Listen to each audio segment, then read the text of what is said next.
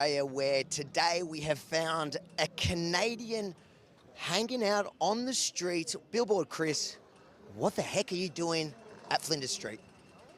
I'm having conversations in this magnificent city of Melbourne with a lot of supportive people and then some very heavily indoctrinated people who think it's kind to try to change the sex of children. Do you mind if we stick around and see what happens? Let's do it, man. Older people like you guys, you can't grasp the idea. Excuse me, I'm quite young. All right, buddy.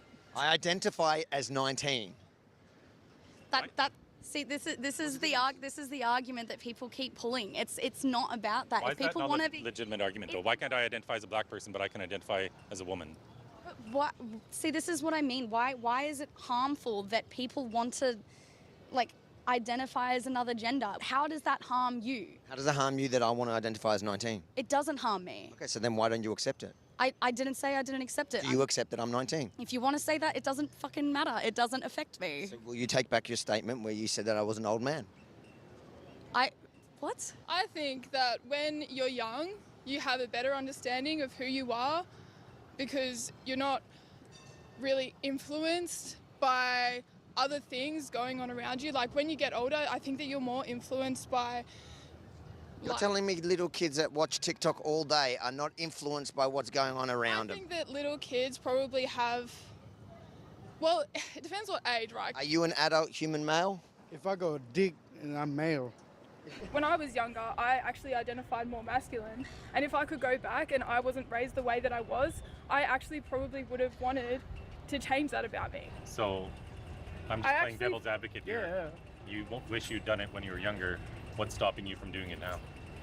Oh, I've got a lot of other things going on right now. It's not the biggest thing going on in my life right now. Gender is sort of like a socially constructed thing that is being deconstructed at the moment. So if a boy likes to play with dolls, does that give him a female gender? No, not at all. So what gives him a female gender? If he feels like he wants to be a woman. What does it mean to be a woman? It means that you identify as a woman. It means what if a man wants to identify as a woman, he's allowed to. That's what I mean. Gender, So what's a woman then? It's someone who feels like they want to be a woman. But a woman is not just a feeling.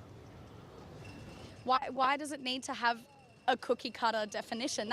Because if we're going to be sterilizing kids, we should be able to define what this term even means. Yet nobody can. Do you realise that kind of thinking makes you what some people would call you a radical? Are you a radical?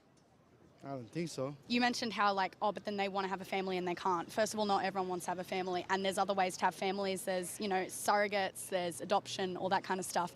It's not about whether they can physically have a child on their own. That doesn't account for all families. What you're doing right now is trying to justify the sterilization of children. No, I'm not. I'm asking you a question about... Sure you are. You're downplaying it. You're saying it's not such a big deal. Where are you from originally? Maluku Island. Do they have this problem in Maluku Island where people are confused about gender? No? Why not? Because we got, our own culture. I think people in West society is too much brainwashed with all these things, It's all about money. Who do you think's making the money with this? Whoever make the, all those implant surgery. Do you feel at 19 you're ever going to want kids? I don't know. It's something that I think about, but it's not something I'm wanting to make a decision on. Yeah. And imagine you were 10. Can you make that decision then? You can't even make it at 19. I think I didn't give permission to film me. I don't want to be filmed. On a public street, we don't need your permission. Cool. You literally walked up to him and took a photo without his permission. I'm not being put on fucking TV, Are you worried you're going to come off looking stupid? No. It's not something I want to debate. That was just very typical of the level of intelligence. Oh, he's back. It's very natural for people who didn't want to have kids to want to have them later. But now we're putting this adult decision on a 10-year-old, a 12-year-old, a 14-year-old when they're starting on these drugs. They can't possibly consent to that sort of decision. That's why my sign says children cannot consent to puberty blockers. They can't understand the ramifications of what they're signing up for. Don't you find it funny that you said you don't want to be on film, you walked up, you took a photo without his consent, and then you complained about being filmed without consent, and then you just won't leave us alone? Being interviewed and photographed, Why? What do you mean, why? Okay, so you didn't have to answer. It's just being photographed without consent is the same I thing. don't want to be interviewed. And you're still here. It doesn't affect you. It doesn't affect your life. If they want to do that, they should be able to do that. The epidemic of child abuse sweeping the Western world is everyone's business. If I saw a child getting beat over there, I would intervene. Would you not? I would, but people wanting to be transgender is not people getting beaten up. Adults cutting off their anatomy, that is probably worse than a child getting beaten up. He will recover from that. If someone wants to cut off their anatomy because it makes them feel better in their own skin, they should be able to do that. At 10 years old? If your child says, I would like to use they, them pronouns. Absolutely not. Okay. I'm Well, not that gonna says a lot. encourage a That delusion. really says enough. I'm so sorry, but that says we're so gonna go much now. about It's who just very you harmful. are We're gonna leave. and how and what you're doing and the harm that you're causing. That's it. Do you know the easiest way to get the microphone out of your face You is? to remove it. Yeah. Actually, you like 1, 2, 3. Out of my range. Very smart. God bless you, brother. Do you mind? We want to take a photo. Unless you want to take the photo, you're pretty good at doing it. This time, though, we'll give you consent to do it. The fact that there is no set definition means people are allowed to be who they want to be. It does not affect you if I wake up tomorrow morning and say I want to identify as a man. Why does that affect you? What does it, I really am truly trying to understand, what does that mean? And what you're telling me is it means nothing. Then identifying as a tiger, or me identifying as 19, or this guy, oh no, he's black, so this guy identifying like he's black. How is that any different than you making up a gender that you admit means nothing?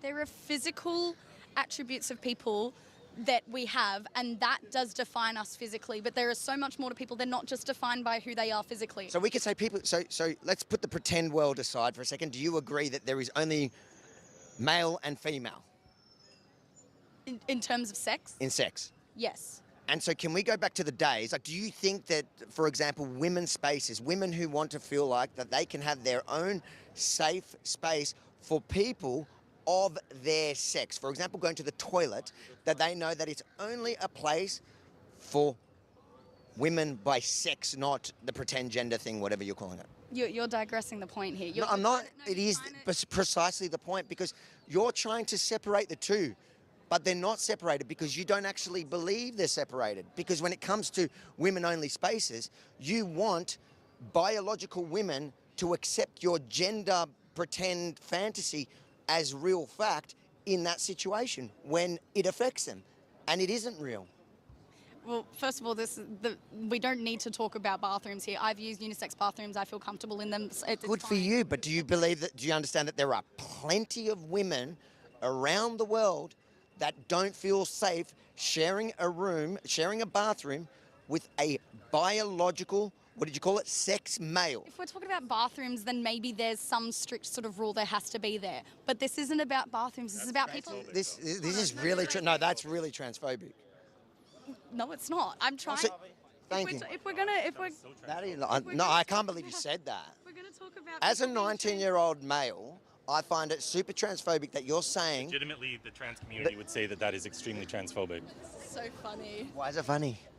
Just because I'm like, why do you care that much? Just let people be people. No, when you're talking about children cannot consent to puberty blockers, what's funny about that? They can consent to people. Children aren't being given puberty blockers, and people who back as blockers have no irreversible effects. So, like, what's the deal, yeah?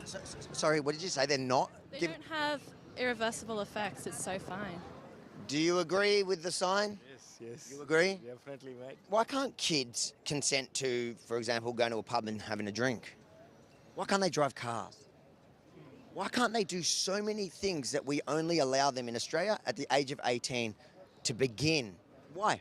That's a totally different issue. No, it isn't, but driving a car, a child driving a car could end up killing someone else.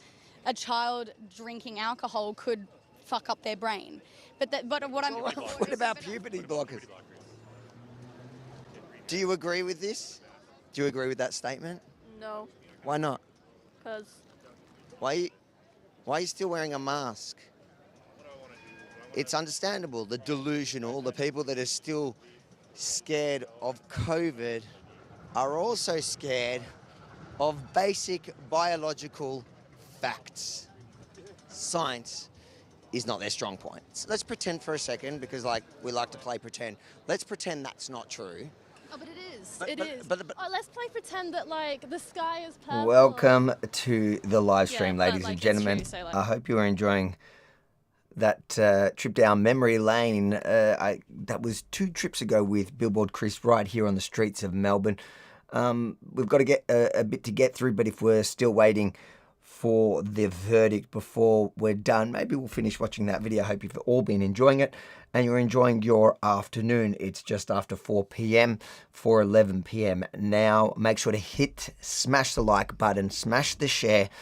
Let's get this story out there far and wide as the verdict comes in.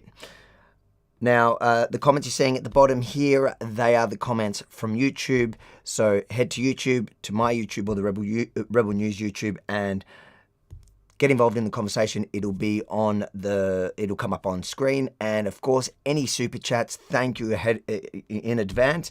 And those super chats, I'll read each and every one of them at some point within the live stream, before the live stream ends. Now, the way we're going to do this live stream, we're going to go through some of the backstory.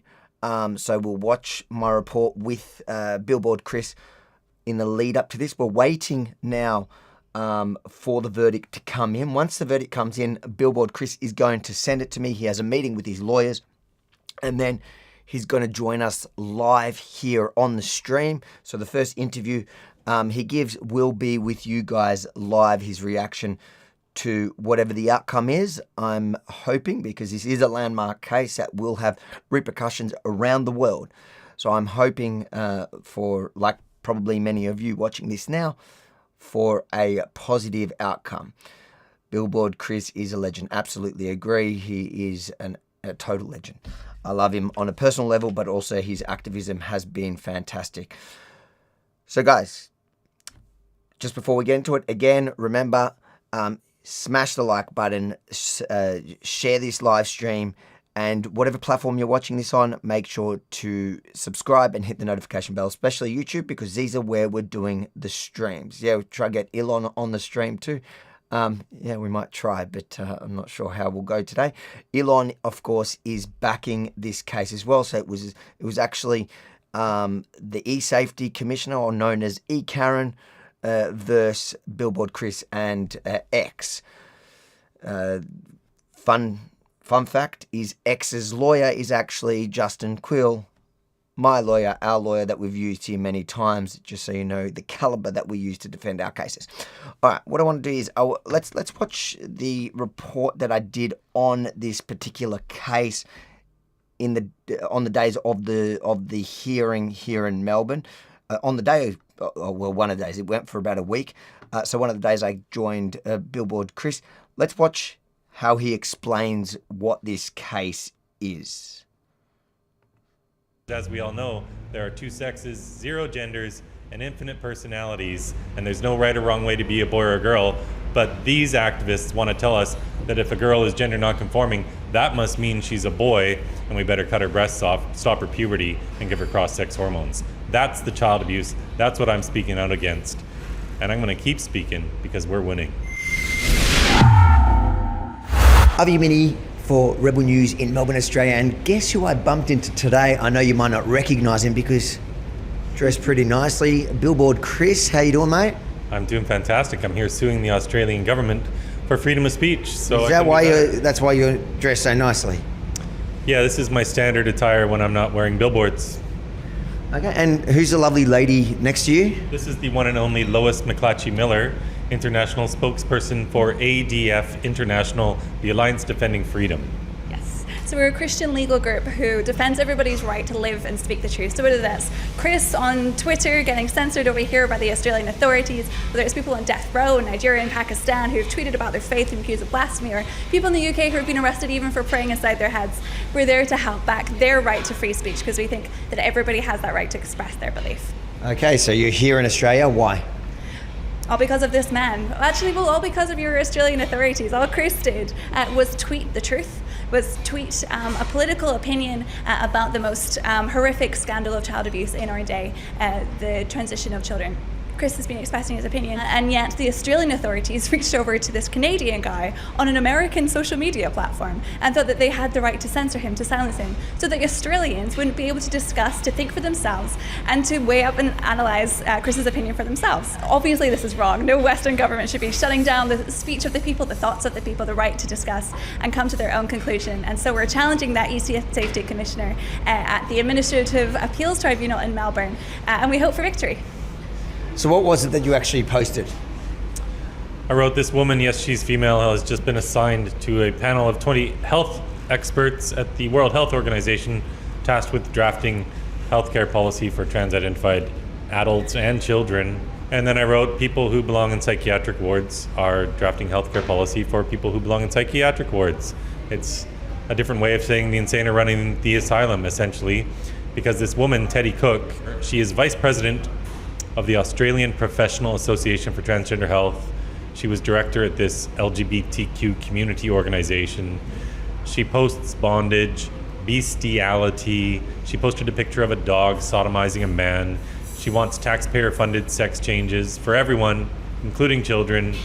She posts about trans orgies. She says trans-identified people have better sex when they're high on illicit drugs. She is a very extreme queer theorist, to be exact. She is not the type of person who should be drafting healthcare policy for kids who are struggling. She is not a medical professional. And so what did we call her E-Karen here, I'm not sure about you, but what was her grounds to have you, or have those posts removed?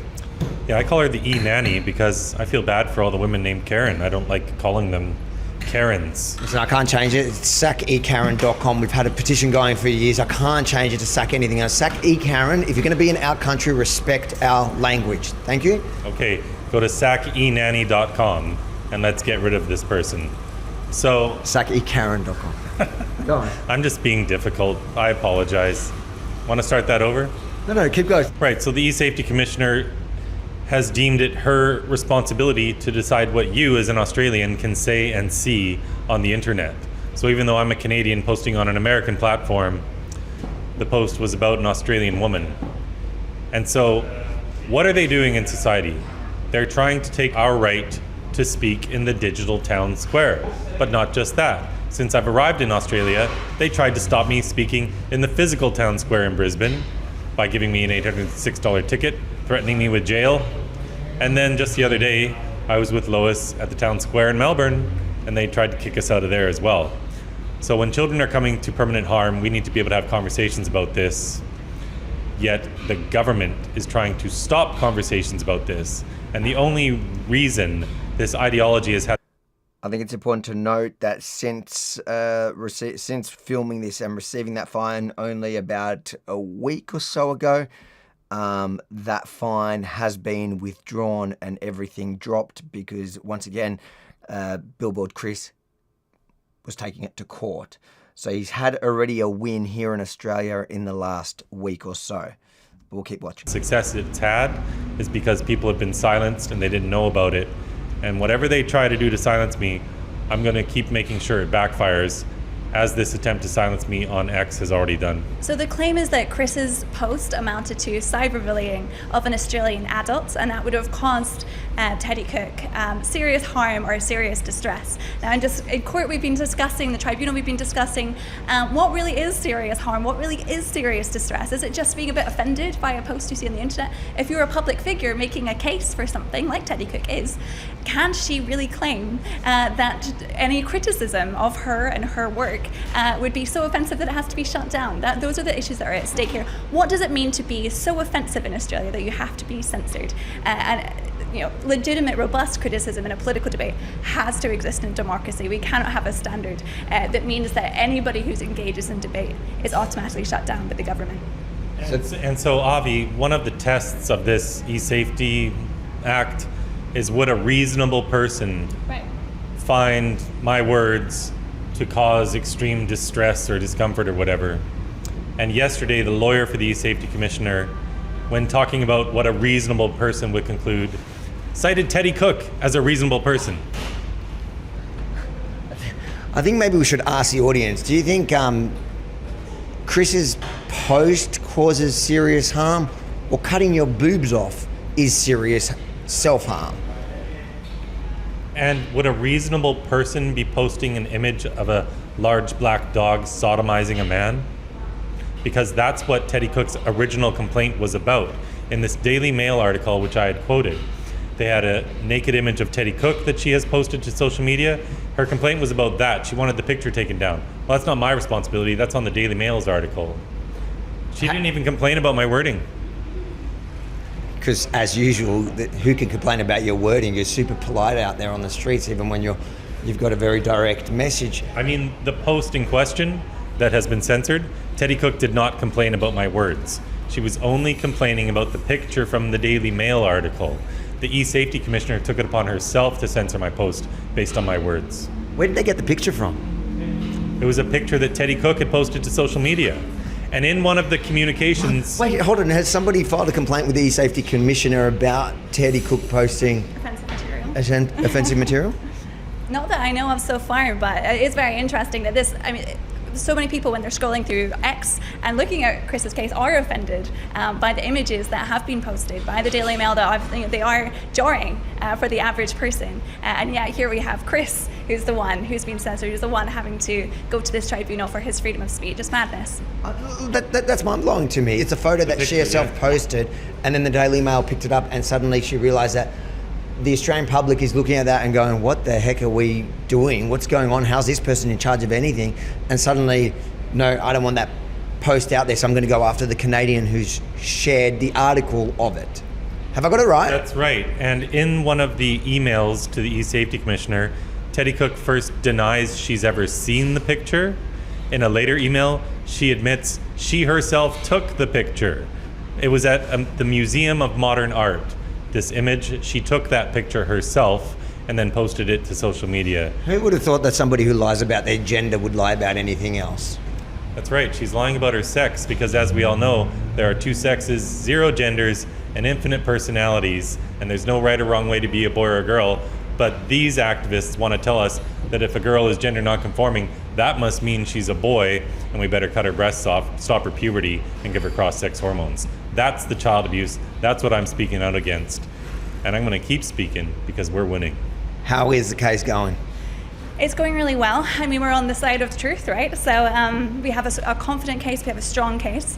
But let's not lose what the matter that's at the heart of Chris's tweet in all this. Yes, it's about free speech, but also it's a criticism of those who are appointed into positions of power to define gender care across the world. And Chris has shed light on this in a really magnified way at this point.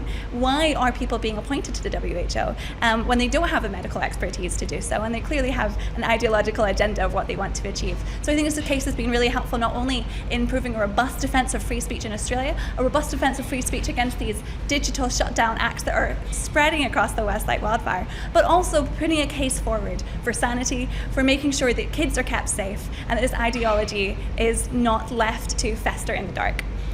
If you win, the eSafety Commissioner is likely going to appeal it and take it to the High Court because the government has deep pockets of our taxpayer money, and if you lose, well, you'd have to take it to the High Court. It seems like either way it goes, it's going to go to the High Court. Are you going to go to the High Court of Australia if any of those happen? Well, look, let's not jump ahead of ourselves. We've still got this first hearing to win, so let's focus on that. But of course, an option in the future would be to take it to the High Court and maybe potentially result in a challenge against the Online Safety Act itself. It's a very censorial act. It doesn't make any sense to have a person appointed to determine for different individuals what's too offensive and what isn't. So I think this is a strong case to challenge that ideology that is necessary in a Western country, and I hope this resonates around the world as well. If E. Karen is watching this, which she usually does watch out, she's a subscriber, I think she might even be a donor, what would you say to her? Go back to America, quit your job, you don't deserve the $450,000 that Australians are paying you, and find a real job because trying to censor people isn't it. The irony, she goes there and her free speech is protected. That's right, but as she said on stage at the World Economic Forum, she's interested in recalibrating free speech, whatever that means. He comes to Australia and everybody makes him feel uncomfortable, even Avi from Rebel News. But if you actually support what they're doing here in Australia, make sure to like, comment and share it far and wide, because I guarantee you The mainstream media, they might be reporting on the case. All right, there we have it. That's the general outline to the story. That was a report that I filed during their court case. Let's quickly do this one super chat we have while we're waiting. We are waiting for the verdict at the moment to come out. Super chat from Gap Media. Can you explain the case for me? He's fighting. Well, you thank you for the super chat. I think you put that out before the report. Let me know if you need any clarification. In fact, let's watch the Sky News also report from that period as we're waiting. Their appearance on Sky News. I've got everything here loaded, waiting for that verdict to come in, which was set to be around 4 p.m. So it should be any minute. In the meantime, let's guys, make sure to smash that like, smash that share. If you haven't already done so, subscribe and hit the notification bell as well. But for now, let's just let's watch.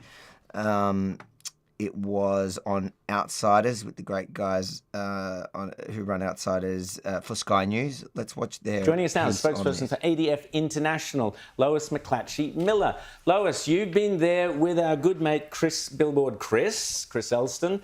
Billboard Chris was on our show last week. He was heading into his court case with the Australian government. You're representing him. You're there in the court. You've been out there with a billboard as well, I noticed. Well done. There's been clips of you on Twitter and so on. So just spell out again for us what the court case is that Billboard Chris is involved in against the Australian government. Well, look, Chris is out there promoting one of the most important messages of our day, saying that no child has ever been born in the wrong body. Children are born perfect, no drugs, no scalpels needed. Now, this is the most important message that we have to hear. And unfortunately, it's the message that is being censored the most, particularly for Australians, it seems. Now, Chris sent out a tweet last year challenging the World Health Organization, who appointed a transgender activist named Teddy Cook, who had been also promoting in social media. An Australian. Yes, representing Australia at the World Health Organization. One would think that one needed medical qualifications and all sorts of different expertise. But Teddy Cook, on the other hand, was somebody promoting bondage and bestiality on the internet. It seems like a very inappropriate choice, to me at least, and also to Chris. Chris tweeted about this, addressing Teddy Cook as a woman, and she was biologically born using biologically accurate pronouns. However, the eSafety Commissioner over here in Australia... This is Julie Inman-Grant, right, appointed by the Coalition. But Turnbull, supported really by coalition. Labor and supported by Peter Dutton's coalition. Yep.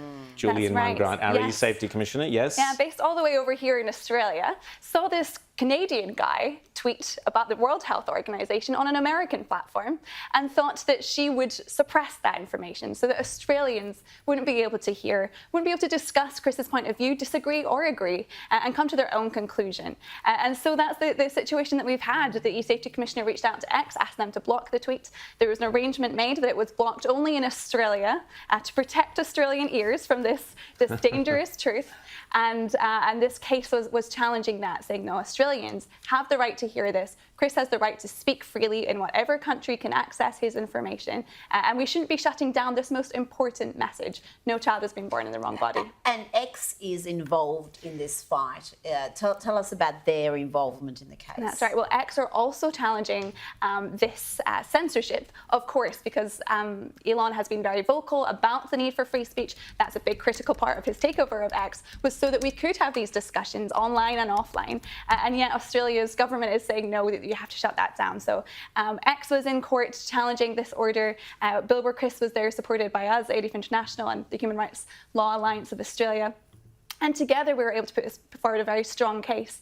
In Australia, freedom of political communication is an implied right under the Constitution. So anybody should be able to engage in political conversation, whether the average Australian might agree or disagree. That doesn't mean that you should shut someone's opinion down. But this isn't an isolated case. We know this eSafety Commissioner, whose entire office was created to protect children from online bullying and predators. And has somehow morphed into this leftist activist. She's censored tweets from Jasmine Sussex, a breastfeeding advocate who said men can't breastfeed. Right. But I don't know how that is controversial in any planet. She tried to censor around the world footage of a alleged stabbing in a Christian church here in Sydney. So this is not isolated. How is Australia placed compared to the rest of the free world when it comes to this issue of censorship? It's certainly one of the leaders, but we're seeing these online safety acts. I'm from the UK. We've got our own online safety act recently as well. So these things are popping up in the European Union as well, the Digital Services Act. There's a kind of concerted effort to control what's said online. I think especially since X became much more free and people are able to engage in more liberally in debate on X, and there's kind of a moral panic about, oh, what if these ideas are discussed? What if someone gets offended? Well, you know, for somebody, especially a public figure like Teddy Cook, who has put herself out there with an opinion, fair enough, but has put herself out there to express a view, if you are putting yourself in a situation to say something controversial, you must be open to public criticism. You must be open to feedback. And that's what it's expected, especially of somebody who's working politically. So, Lois, we hear these horror stories about, I believe, up to 20 people a week or something in Britain. That's right. Are being arrested, or certainly the police turn up at their doorstep and talk to them about their so-called hate speech, hate crimes. 20. So yeah, I think she's great. I forgot her name. From what's called International. Let's look it up a second. She's really on it, but she explains it really well. The ADF International. So you can take a look at them on Twitter. We'll read some of their stuff in a minute while we're waiting. I've just got notice that they're late in releasing it, so it was supposed to be about 4 p.m. We weren't 100% sure when to exactly go live, but we'll have it to you live as it's published, and we'll read it through. And after watching this, we'll just go through some of the updates, read some of the stuff. Hopefully it's out in a few minutes. Otherwise, we'll be here together. There's 5,860 or 70 of you now. So thank you, everybody, for tuning in. Make sure to like, comment, share, subscribe to the channel, hit the notification bell. But share. It'll be great to have this story trending today, especially if we get the outcome that I really, really hope we're going to get today.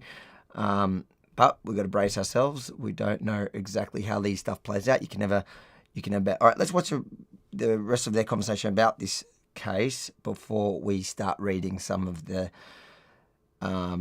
stuff in the lead up.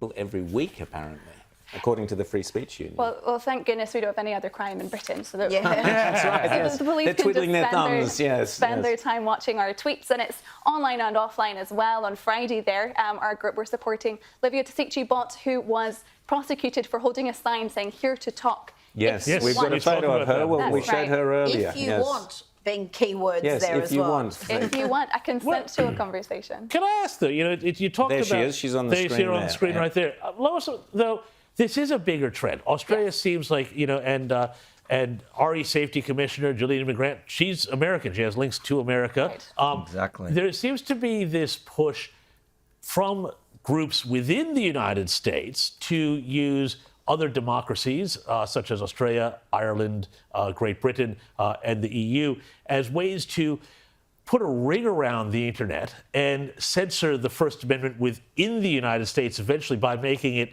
kind of the globalized sort of communications networks unusable without hitting these censorship networks. Have you noticed any diminishment in these efforts since the Trump administration took power and since the U.S. Agency for International Development, which has been very instrumental in an awful lot of censorship efforts around the globe, has simply gone the way of all flesh? Well, I was very glad to see USAID exposed for what they have been doing around the world for many years. I think the average American, Democrat or Republican, had no idea that their taxpayer dollars were going to, fund Australian universities and, abortion here, sex change promotion there. Unbelievable. Transgender operas or something. In Eastern Europe, I believe. Place. That's right.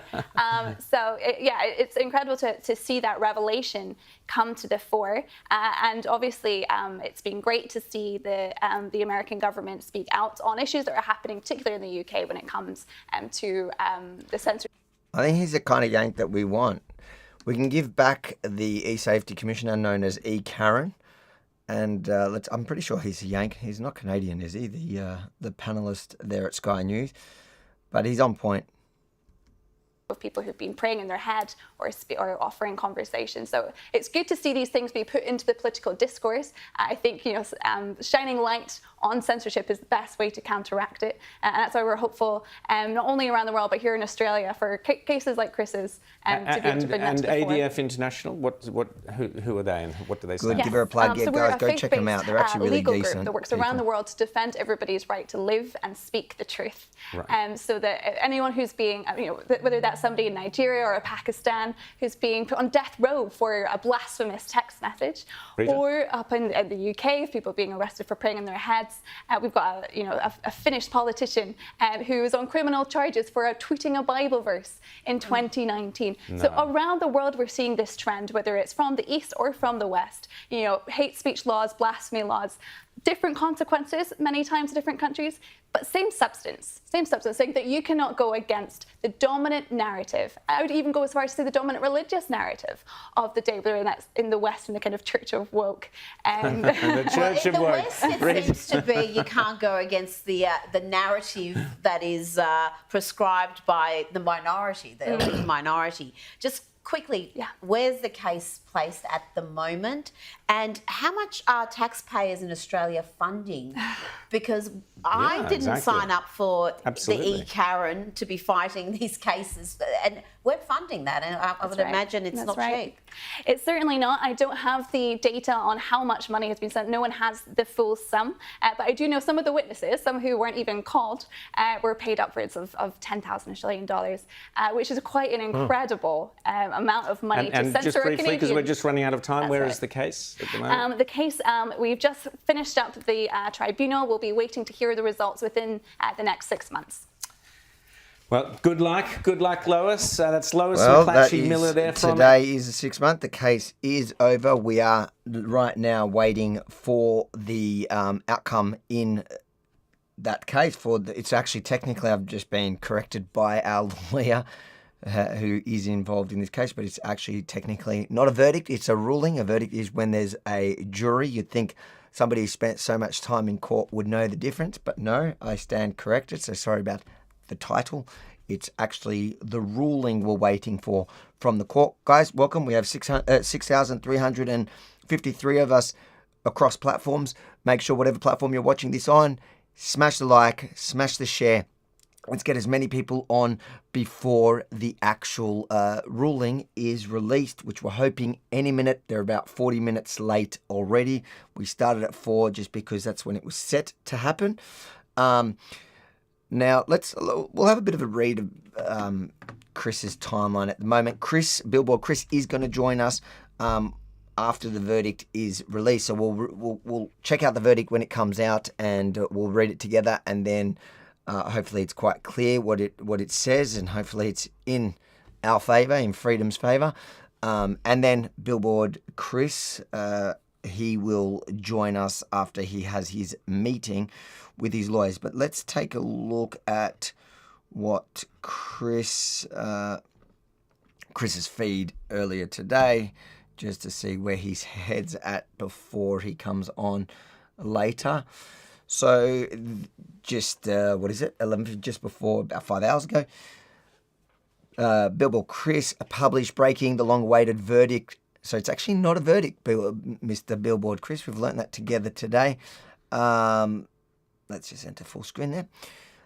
In my lawsuit against, and X's lawsuit against Australia's government will be announced in a few hours' time at 4 p.m. Australian Eastern Standard Time. As most of you know who tune in live, I'm really working on my Australian instead of Australian because I get in trouble by the kids. They're quite proud that I'm picking up the L-I-A-N. This is the most important freedom of speech case on the planet right now. More details below. Absolutely concur. This is a test case. So he has to win it. It may it may not be the end of the road because the eSafety Commissioner may, depending on the ruling and the reasons for the ruling, they may decide to take it to the High Court. I bet you if it was just Billboard Chris and the AFD, what are they called? I'll find it in a minute, where they come from. I keep forgetting the group, but if it was just them fighting it, I'd say you should almost certainly take it to the High Court, because when the government knows they can fight you and you probably run out of finances and resources to keep the battle up, and the High Court is a very expensive matter. Till now, it's not particularly expensive. X did take on a really good legal team, and I know that because that's our legal team, same legal team we use. So the top media legal team in Australia that has the most experience in this area of the law. But usually, if the government lost this case, they'll say, let's just go to the High Court and hope they run out of things. I think I've actually, hold on. Okay, sorry, I've just, okay. So there is a delay. Okay, there is a delay, but it's all good. We should have it really soon as it does come out. But since they do have Elon Musk also funding it, I don't think the government is as excited. Yes, it is due to tech. Sorry, I've got that notification. So there has been a delay, the court saying due to technical issues. I've got a few people helping me ensure we get it to you live. Okay. So there's obviously tech issues at the tribunal, but I'm hoping any minute they will get those sorted. Yeah, so like I was saying to you, if this was just Billboard Chris on his own and the legal team that the activist legal team that fights for freedom of speech, the government, even if they didn't have a super solid case, may choose to take it to the High Court. I dare say, depending on the reasonings given, they will, if they don't have a solid case, they'll probably accept the outcome, especially because they don't want to set an actual precedence like that in the High Court. So they'll just accept whatever there is here and maybe choose to fight it another day. Look, depends how solid the reasons are, which I guess we'll unpack after. So Billboard Chris says, my original post upon learning X had been ordered to take down my post, take my post down or face a $500,000 Australian dollar fine. So X was ordered to take down the post, or face almost $800,000 fine, Australian dollar fine. So it's insane the kind of power that they think they wield. Let's have a read what he was sharing. I don't know if any civil action or fine can be directed at me under that law. So this is his old, when's this from? This is from March 26, 2024. He's just sharing the backstory of it. Chris says, so Chris has just sent me the message as well. The issue of the decision in these matters is being delayed due to technical problems. We are still endeavouring to issue the decision today. I really hope they're not playing games here. So hopefully we'll have it shortly. A delegate for the eSafety Commissioner says an ordinary, reasonable person would conclude that it is likely that the material is intended to cause serious harm to the complainant. This is because the material misgenders the complainant and reiterates that this point is deliberate, which is likely intended to invalidate and mock the complainant's gender identity. This is insane. The material also contains a statement that implicitly equates transgender ideology with a psychiatric condition. Gosh, I can't read today. Which is interesting. You know, that the problem that the eSafety Commissioner is, the argument that they're making is that that the material, so the post equates transgender ideology with a psychiatric condition, which only a couple of years ago. I'm pretty sure gender dysphoria is still considered a condition, or it was only very, very recently. So suddenly we can't go back, and they're warning, they're threatening of a fine of up to $800,000 because they say that Billboard Chris's post was deliberately misgendering the person. If he doesn't win this case, this is we have a dark future to look ahead of us, unless obviously they're going to probably take it to the High Court too. But this is an important case. This is whether we can actually just post the truth, whether it's intended to harm or not. It should be irrelevant. If this is like a biological fact, that should be the basic. That should override somebody's personal feelings. The fact, even if it's not a biological fact, like hurting somebody's feelings, the time where free speech the only time you curtail free speech is incitement to violence and defamation. Defamation, though, is a civil matter where somebody can take incitement to violence is a criminal matter. The fact here, they're saying that he posted a biological fact with the intent to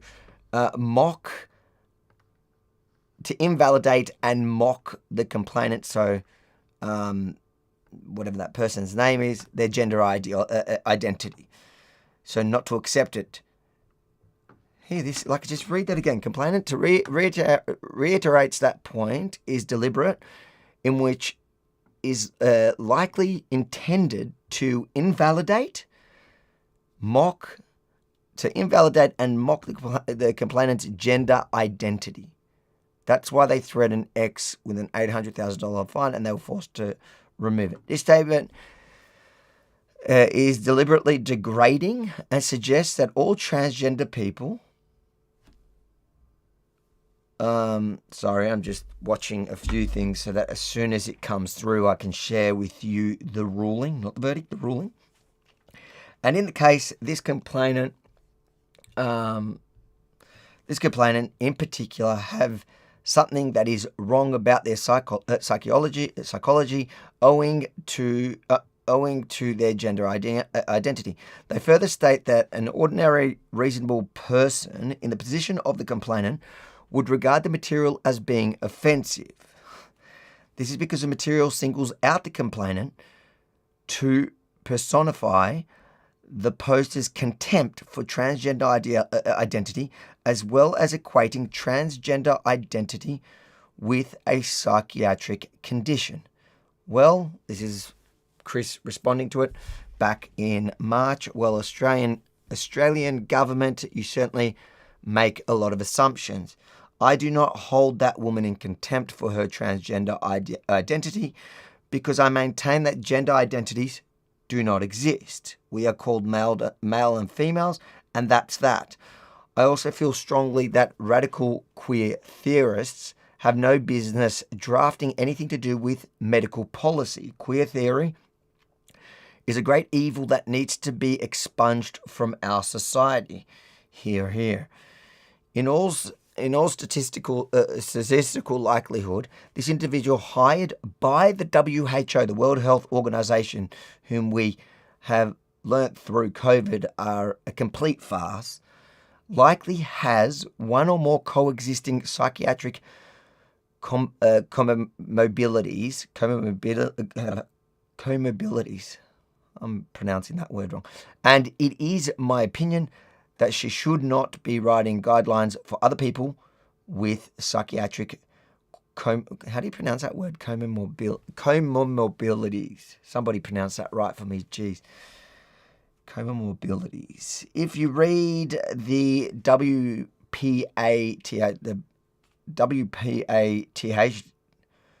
files or England NHS reports following their systematic review, or Finland's report, or Sweden's report, or Jamie Reid's whistleblower affidavit filed with the Attorney General of Missouri about what she saw as case manager for over 4 years at the Washington University Gender Clinic, or the testimonies of detransitioners, you too will come to understand that the majority of people receiving treatment at gender clinics have other coexisting mental health. I'm really gonna have to learn how to pronounce that word. Comorbidity. Let's get Google to help me pronounce. Learn the correct pronunciation.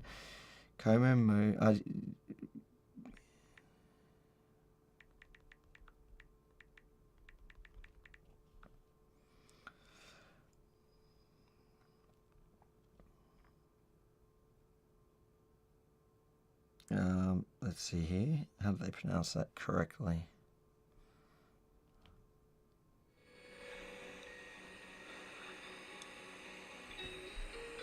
We are looking at how to pronounce this word, as well as how to say more interesting and related words in English. So make sure to stay tuned and consider subscribing for more learning. English, because the American pronunciation is slightly different. This is said as comorbidities. Comorbidities. Stress on the first syllable. Comorbidities. Comorbidities. Comorbidities. In American English, however, it is usually pronounced as comorbidities. Comorbidities. Jeez, that's a tongue twister for me. I don't know if you guys struggle with that word. I noticed that, what's the name? Billboard Chris has become very good at pronouncing that word.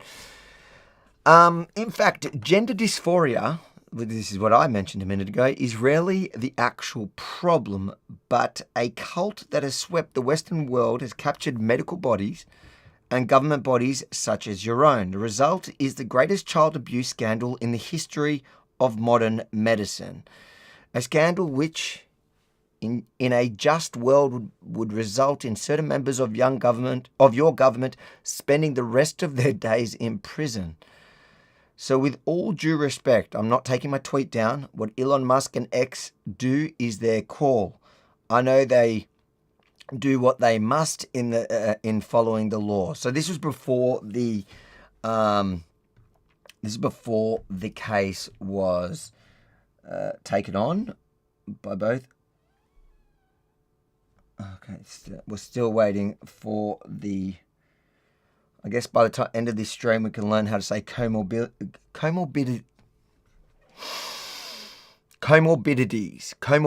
There we go. Got it. Comorbidities. All right. This is the original letter that was sent to Billboard Chris, and I've seen a couple of these now in relation to different. For example, if you guys follow the reports of the eSafety Commissioner standing to defend a Hamas supporter, they sent something similar. So this was the original request submission.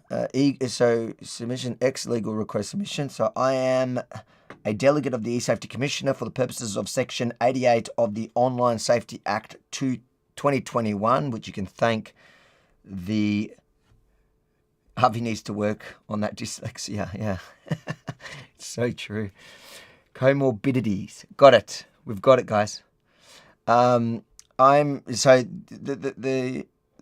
Online Safety Act of 2021, which, correct me if I'm wrong, this was under the Conservative government.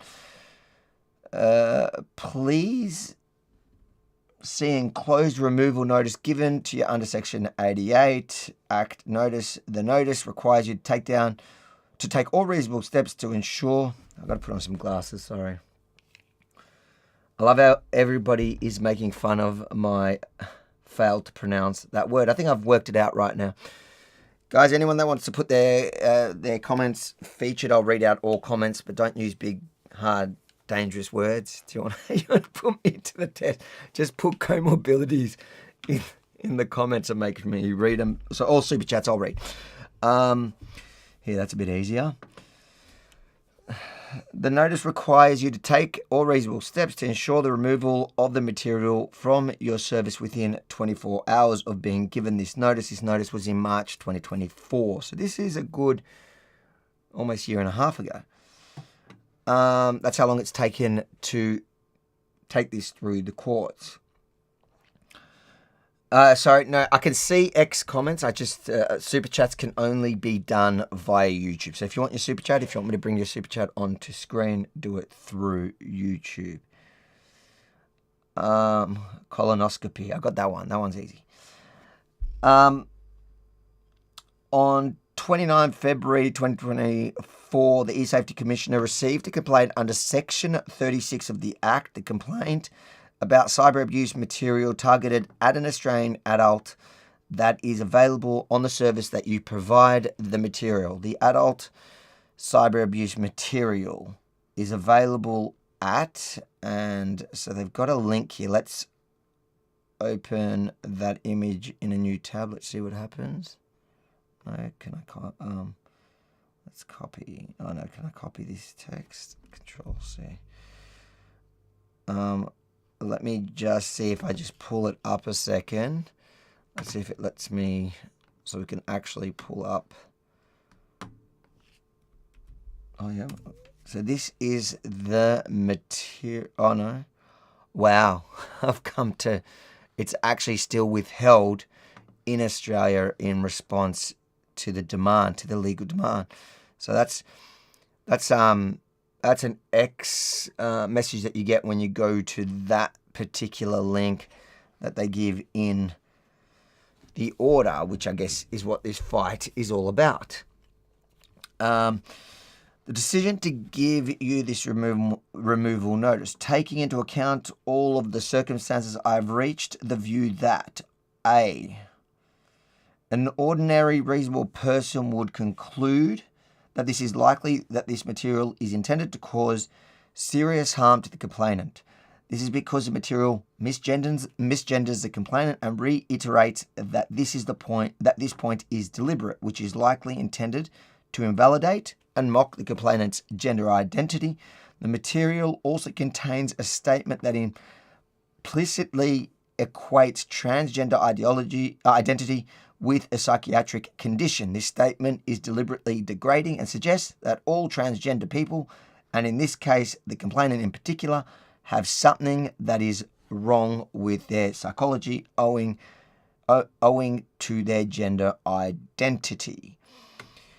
B, an ordinary reasonable person in the position of the complainant would regard the material as being offensive. This is because the material singles out the complainant to personify the poster's contempt for transgender identity, as well as equating transgender identity with a psychiatric condition. I am satisfied that A, the material is provided on a social media service. B, the material was subject of a complaint that was made to the provider of the service. So that means they complained to X. C, the material was not removed from the service within 48 hours after the complaint was made or within a longer period that was allowed by the eSafety Commissioner, the Führer. D, a complaint has been made to the eSafety Commissioner under Section 36 of the Act about the material, and E, the material is cyber abuse material targeted at an Australian adult within the meaning of the Act. On this basis, I've decided to give you the notice.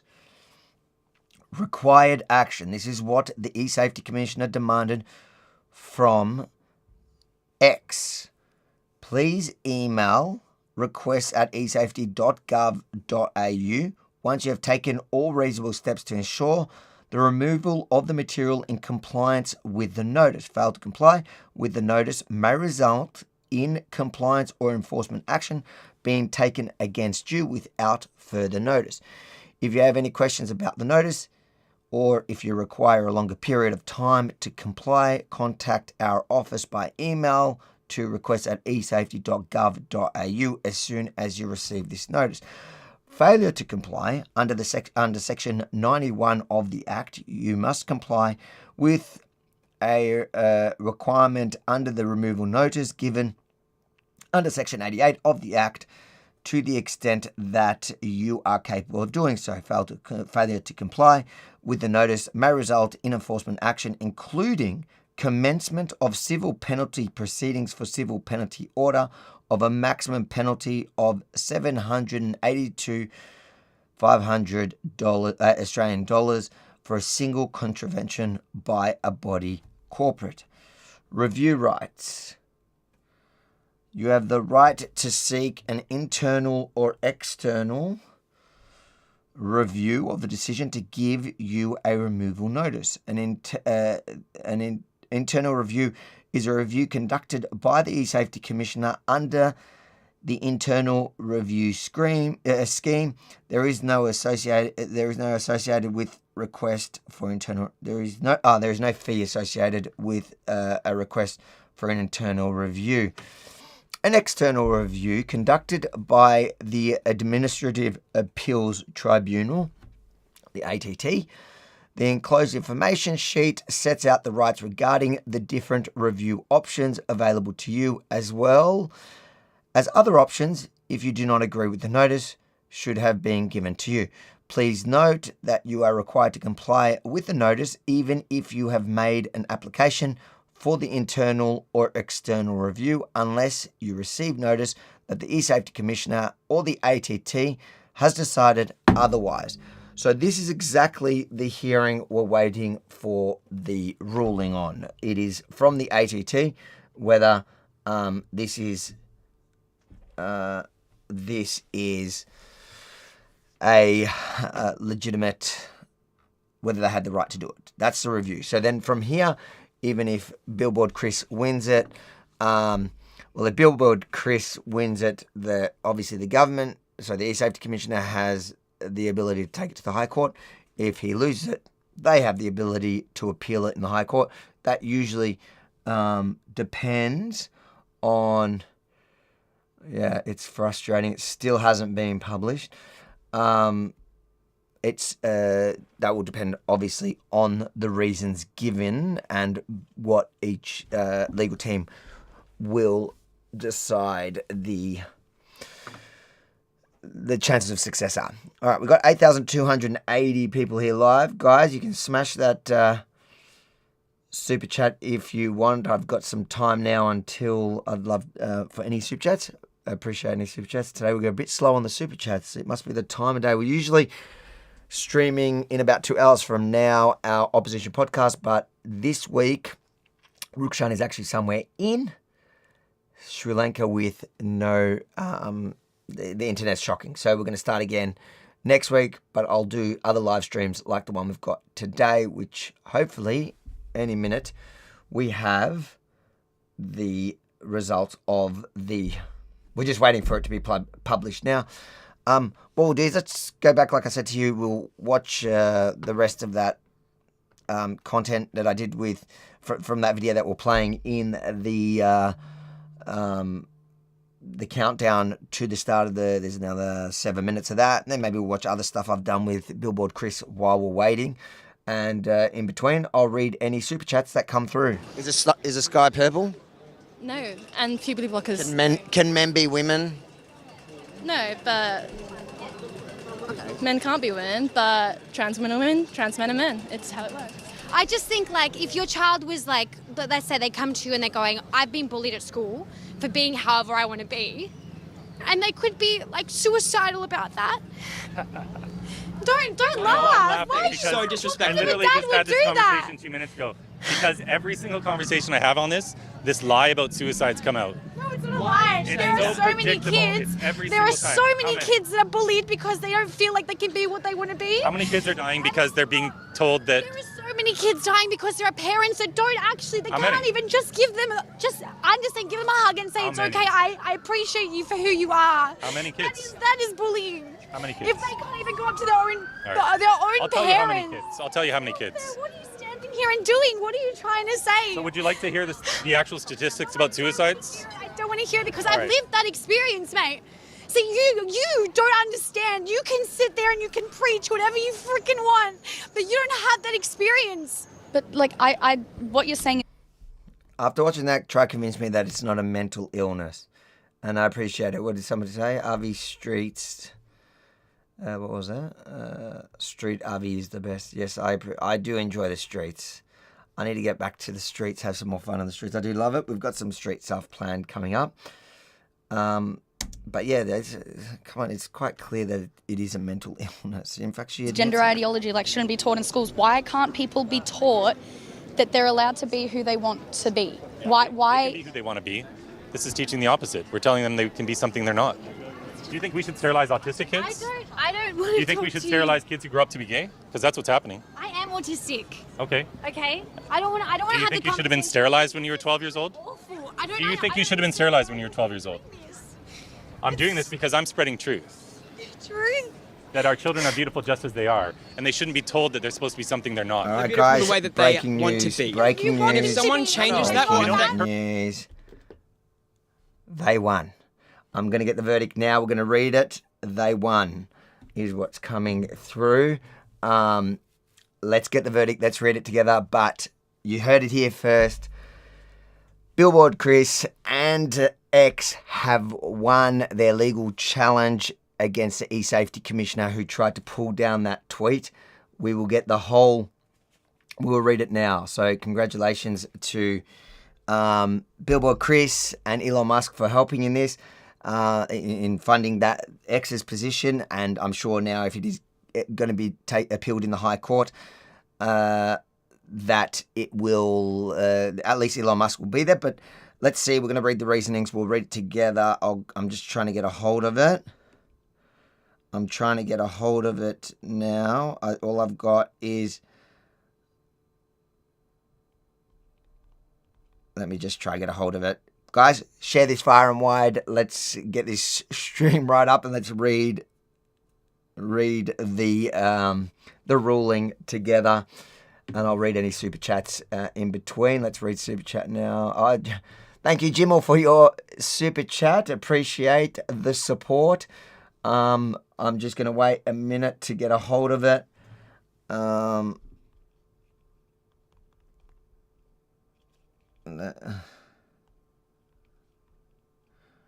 Sorry, bear with me while I get a hold of it.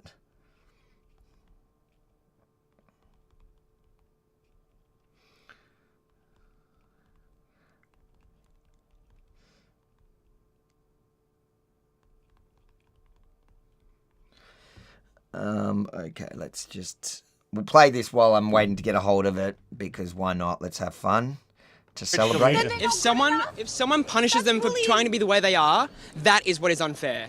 So you said maybe 85 or 95% of them are well-intentioned. Yeah. The vast majority of the men identifying as females or as women have a sexual fetish called autogynephilia. She's laughing. Why are you laughing? Because you know that not to be true. No, I want to hear it. I want to hear it. No, I want to hear it. I want to hear what he has to say. It's a fetish called autogynephilia. It literally means attracted to oneself as a woman. And they get off on the idea of being a woman. And they love going into these women's space because it's a sexual arousal thing for them. Can I make a point as the only woman here? If someone feels comfortable or feels like aroused by being a woman and they want to be in the same space, if they want to be in the same room or the same bathroom, I'm fine with that. That's their self thing. They are aroused by themselves. That does not affect me. That does not affect me. But that's good. You don't mind aroused men around you in private space. Okay, but that's fine. But how can you expect every woman to feel that way? I've got a point here. Yeah, no, I wanna hear it. Where have you got that from? Where have you actually got that from? You can go read the research on this. No, because right now I research by Ray Blanchard. He's a sexologist from the University of Toronto. Ray Blanchard. Right. Yeah. Just go Google autogynephilia. You see, I've got better things to do than that. Honestly, for the argument's sake, to give you a rebuttal, if you think as a 12-year-old to you're 17, so you had 5 years of being like, this is my gender, this is my gender, this is what I am. I think when you hit 17, you should be able to do it. What's gender? Gender. I think I've got it. See, you're probably going to get me here because for the majority of people, in my eyes, I don't care. I actually don't care. I care when it comes to toilets and real world things. But if you said to me, I'm a woman, I'd call you a woman because I actually don't care. All right, but then equally, if you try going to a toilet. All right, I've got the ruling now.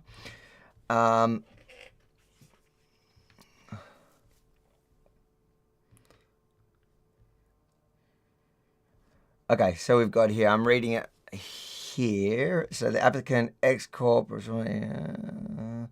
Christopher Elston, eSafety Commissioner, blah, blah, blah. Decision. The tribunal sets aside the decision under review and its substitution decides to refuse to give a removal notice. So the tribunal sets aside the decision under review and in substitution decides to refuse to give a removal notice.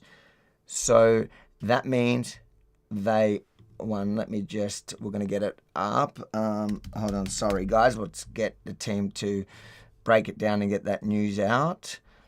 All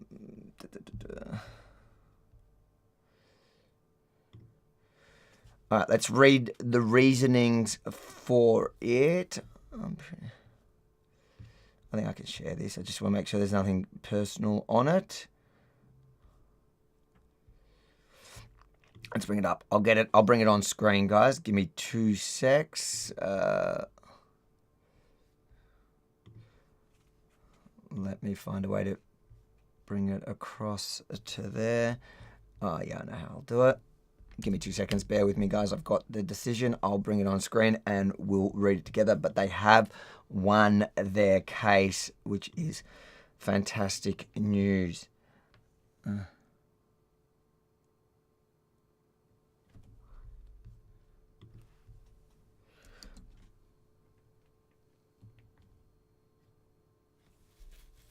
Okay. Oh my God. What is going on here? Bloody X is letting me down. I just want to bring it up on screen, but the only way I could think of bringing it across is if I...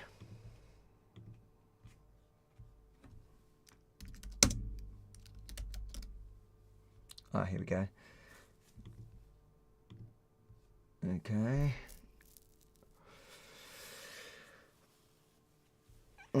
Their messages are down. That is frustrating. All right, let me read it from here. I just want to bring it up. Oh, no, actually. Bear with me.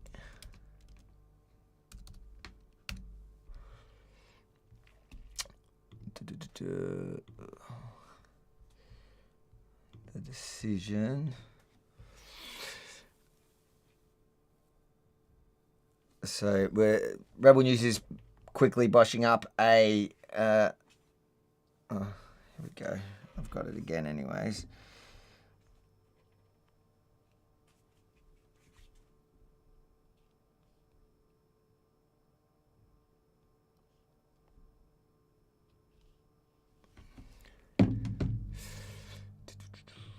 So they're putting together a breaking news article, but yes, they have won their case. Now I just need to... Let's see if I can get this. And I'll bring up and we'll read the reasonings together, which is fantastic. Message. It's just so frustrating that they... you know what I'll do? Let me see if I post it here as a draft.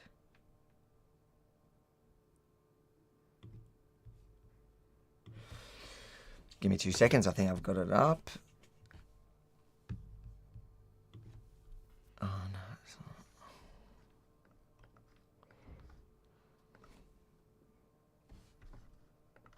not.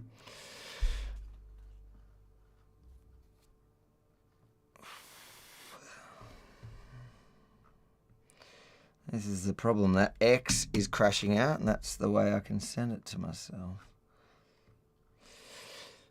Alright, let's just read it. Sorry guys, it's all bugging out here on X. It's not letting me send anything. So, the decision is the reasons. Online... this is very frustrating. I just want to bring it over to that computer.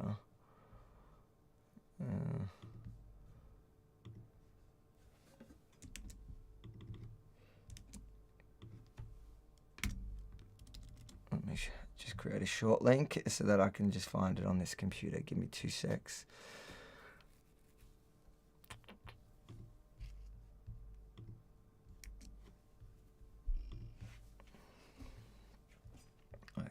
All right, here we go. I can bring it up now.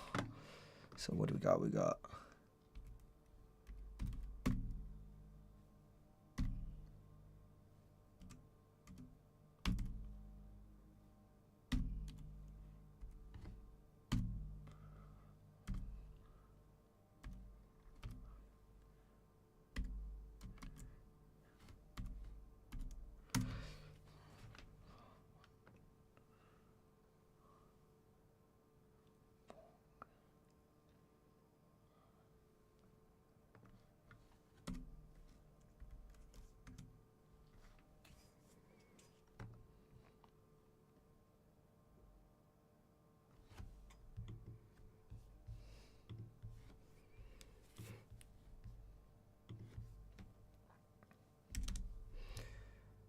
I've never had so many problems trying to send a bloody message on Twitter. Right when I need it. Frustrating. Oh, here we go, finally. Let's go.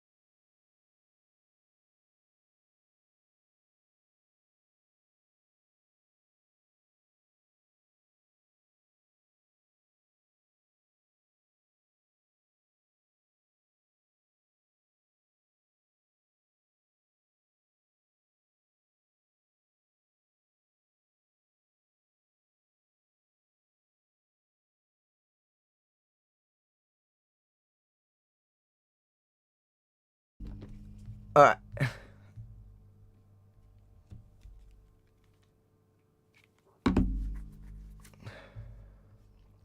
All right, guys. All right, I've got it here. Thank you. Thank you, Lord.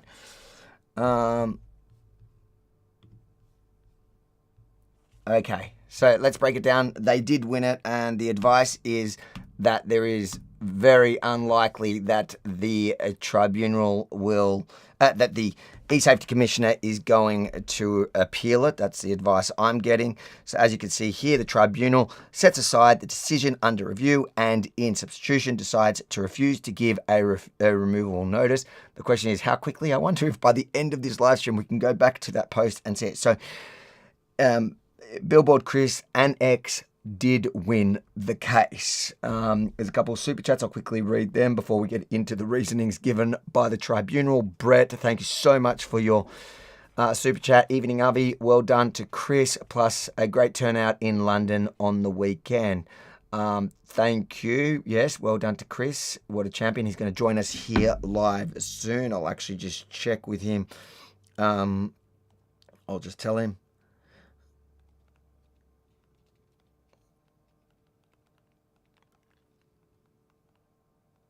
I'll just tell him to call in as soon as he's ready.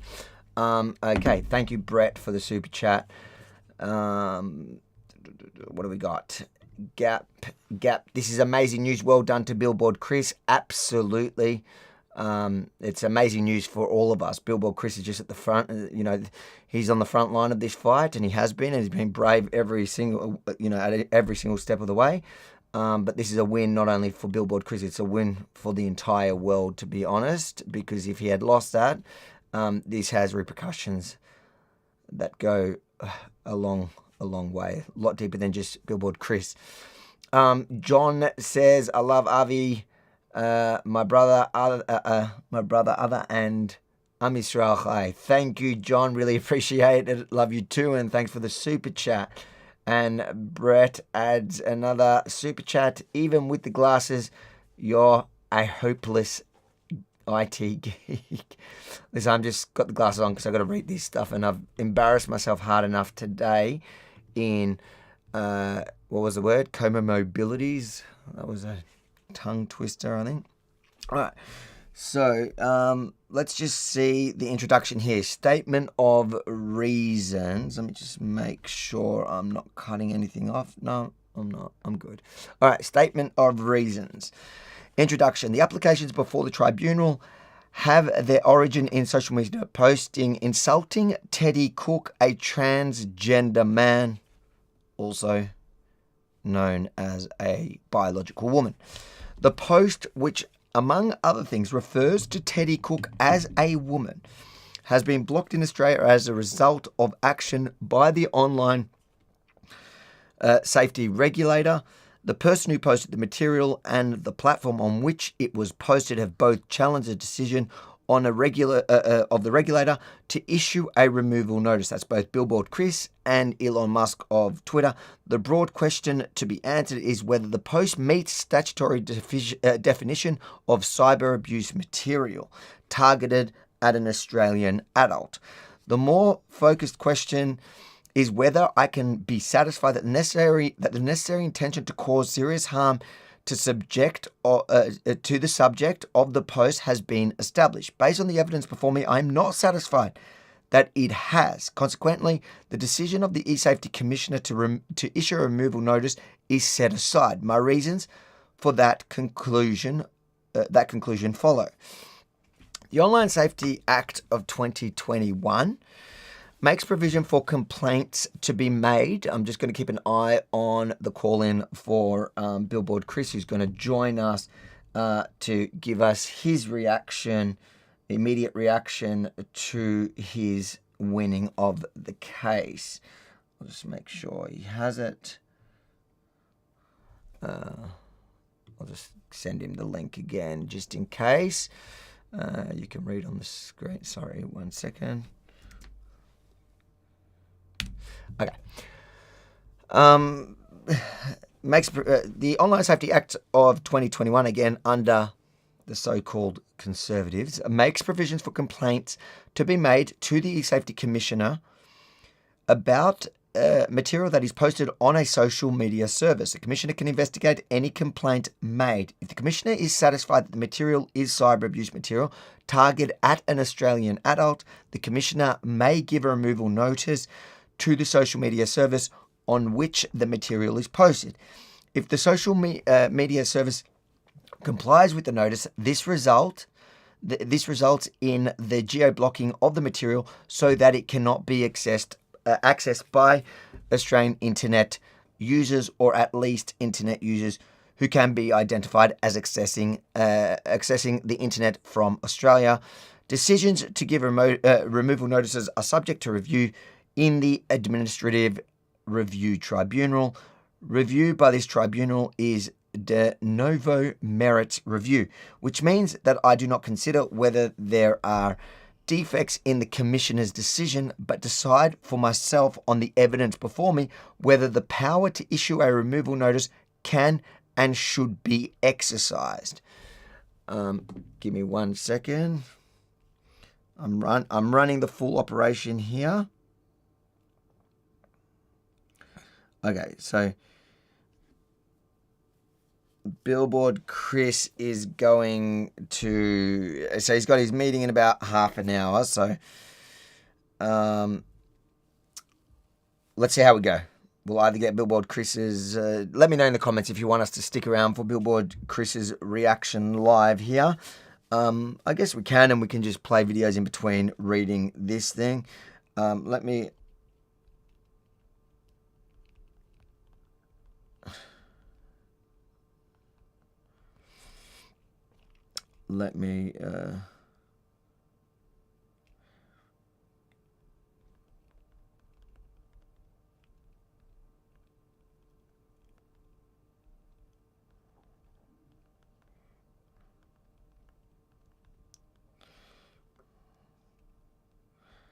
Okay. So the story is officially broken on Rebel News. Let's just give that a retweet. You can retweet and share that news out there. So there is currently now a story. I'm just going to retweet it.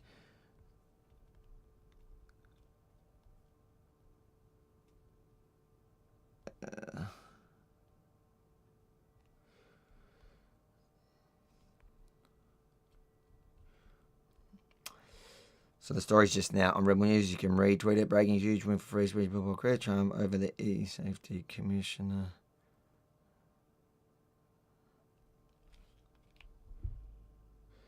All right. Okay, the background. We'll continue reading this. We've got a few minutes anyways, because if we're going to wait for Billboard Chris to react with us, let's take our time.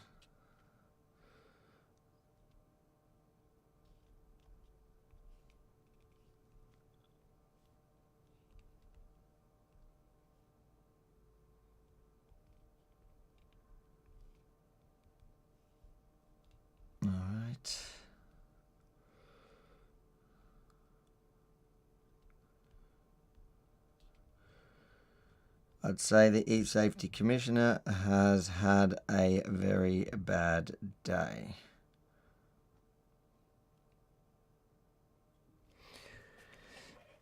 Let's retweet that. Okay.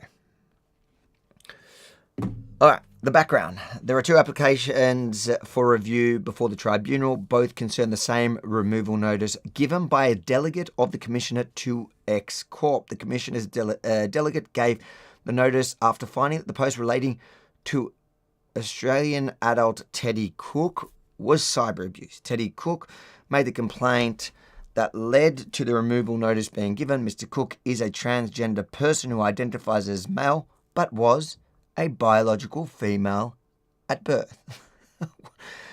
Oh gosh, the headache they're giving me just by playing around with the simple facts. 5.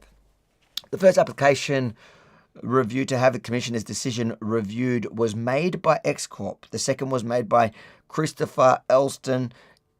X Corp owns a social media service previously known as Twitter, but which is now known as X. X Corp is the applicant in application 2024-2582. Mr. Elston is the activist who made the post the subject of the complaint. He is applicant in application 2024-2583. Irrelevant. Both applicants seek review on the basis that the material, the subject of the complaint, does not meet the statutory threshold for giving the removal notice. The Commissioner contends that it does. What an embarrassment for the eSafety Commissioner. Oh, she's a wannabe tyrant. This has knocked it down a few pegs, I'd imagine. An image of the post with one photo different from the original is annexed to these reasons and marked attached A. The post was written by Mr. Elston. It was uploaded to X along with the link to an article published in the online newspaper, the Daily Mail. The post was accompanied by 3 photos, one of the World Health Organization logo, one of the man having sex with a dog. This is gross, yeah, but I just want to check, is that what, oh no, he didn't share that.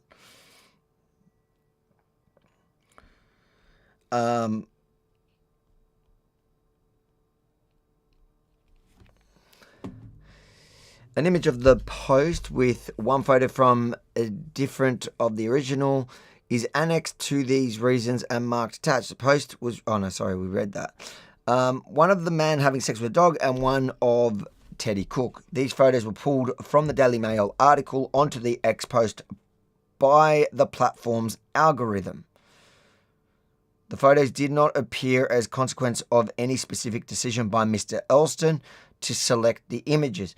In the photo of Teddy Cook included in the post, his appearance is male.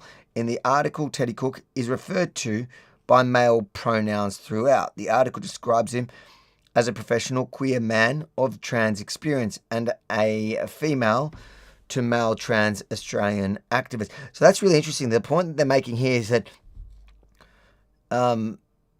Billboard Chris, or Mr. Elston, had shared the article on X, and it was just automatic. I think they're even making a mistake. They don't understand how the internet works, but it's actually the publisher. So Daily Mail would select what you'd kind of want to feed through to X when it's shared on social media or general social media. And so it automatically published these pictures. It wasn't something that Billboard Chris had picked. It was just sharing a news story from an Australian publisher. The original post published by Mr. Elston on X included the following text. This woman, yes, she's female, is part of a panel of 20 experts hired by the WHO to draft their policy on caring for trans people. People who belong in psychiatric wards are writing the guidelines for people who belong in psychiatric wards. Nothing to see here. I think, what was that? Twitter. Weird. I think that's the link that they gave us. But I dare say that this is going to have to be. You're going to have to be able to see the post. I hope Billboard Chris. I'll ask him when and if he makes it on. He is going to make it on. If you guys want to stay around, we'll definitely wait till he's available after his meeting, which is in less than half an hour. The Daily Mail article related to the advisory committee appointed by the World Health Organization to advise on issues of transgender and non-binary persons' health. The article published biographical details about some of the committee members. One of the members was Mr. Cook. The bulk of the article related to him. The news article was published under the headline Kinky Secrets of UN Trans Experts Revealed. Australian activist plugs bondage, bestiality, nudism, drugs, and tax-funded sex change ops. So why is he giving health advice for the world body? Following the publication of the news article and the posting of the links to the comments about it by a number of ex-users with significant following, the article drew significant attention from social media users. As Mr. Cook described it, Twitter exploded. When it did, Mr. Cook made a complaint to the commissioner. Remember, these are all posts she posted herself. She just was not happy with the fact that it was amplified once people realized what was going on. And when Billboard Chris basically shared the article saying, how can this person who's clearly suffering from the same thing, from whatever mental disorder that they want to put him in charge? It's like putting, it's the blind leading the blind. You're going to put a bunch of, people that are suffering from a certain illness in charge of others feeling from the illness, as instead of getting somebody who specializes in gender dysphoria as from a medical perspective. They want to put somebody with gender dysphoria in charge of initiating the policy of how to help those people. That's the problem. The world's gone mad. Anyways, Mr. Cook's complaint to the commissioner initially identified the Daily Mail article and a number of posts on X, including Mr. Elston's, as the cyber abuse material he wanted addressed. However, ultimately, it was only Mr. Elston's post that became the subject of the removal notice. Interesting. So the complaint was much broader, but it was only Billboard Chris's that had become subject of the removal notice. And thank goodness it was, because it was Chris that initiated the fight and X that jumped in, and the amazing lawyer Justin Quill, who's our lawyer who represented X, and the good team that Chris had, that managed to get us this win that we so desperately need, because this sets a precedence for the eSafety Commission. And a lot of people have been issued this letter. I know there's somebody else that we were going to help with this exact letter for another issue, and I dare say the eSafety Commissioner now is going to have to tread much more carefully. They are learning that they do not have the powers that they want and they think they thought that they had. On March 22 of 2024, the removal notice was given. The reasons given by the delegate for the decision to give a removal notice in relation to Mr. Elston's post included the following. The caption of the post misgenders the complainant and reiterates that this point is deliberate, which is likely intended to invalidate and mock the complainant's gender identity. The material also contained a statement that implicitly equates gender identity with psychiatric condition. The statement is deliberately degrading and suggests that all transgender people, and in this case the complainant in particular, have something that is wrong about their psychology owing to their gender identity. Further, the use of inverted commas around the terms trans people strongly suggests that the end user is promoting the idea that the complainant's gender identity is itself false. The end user's X account has approximately 395,000 followers, meaning the end user is likely to have possessed insight into significant reach the material may have had and the harm that it would have caused the complainant. So the fact that he has a big following is part of why the eSafety Commissioner ordered it to be removed, as opposed to, I guess, some of the smaller accounts. The material has been viewed over 377,000 times and reposted almost 6,000 times in less than a fortnight. Well, the Streisand effect, now that you've lost the case, a lot more people are going to see it. And well done to the eSafety Commissioner for absolutely fumbling this one because she was drunk on power. It has been reposted by high-profile ex-users, and comments to the post attempt to fundamentally invalidate the identity of the complainant. Due to the combination of the above reasons, an ordinary, reasonable person would conclude that it is more likely that the material was intended to have an effect of causing serious harm to the complainant. Now, remember what Billboard Chris told us in the interview at the time, and hopefully we'll speak to him shortly here. He said when they had to bring an ordinary and reasonable person, when the eSafety Commissioner had to bring the evidence of this reasonable and ordinary and reasonable person, as mentioned here, they actually bought the complainant, which is the whole argument, where essentially the Billboard Chris, he's saying, I don't think this is an ordinary and reasonable person. This is a problem. This is somebody that suffers from gender dysphoria or whatever mental illness, and the problem is you're actually putting them in charge of this thing because of the World Health Organization.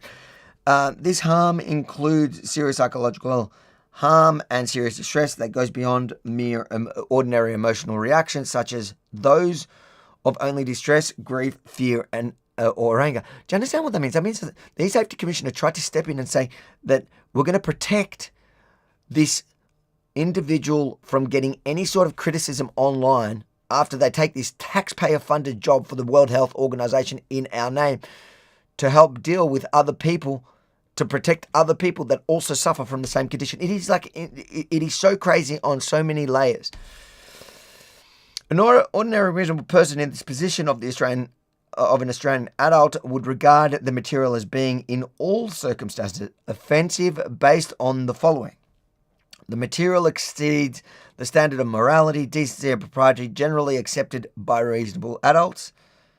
Although it is understood that society permits a degree of online disagreement, particularly where it relates to political or topical concerns, the material singles out the complainant to personify the poster's contempt for transgender identity.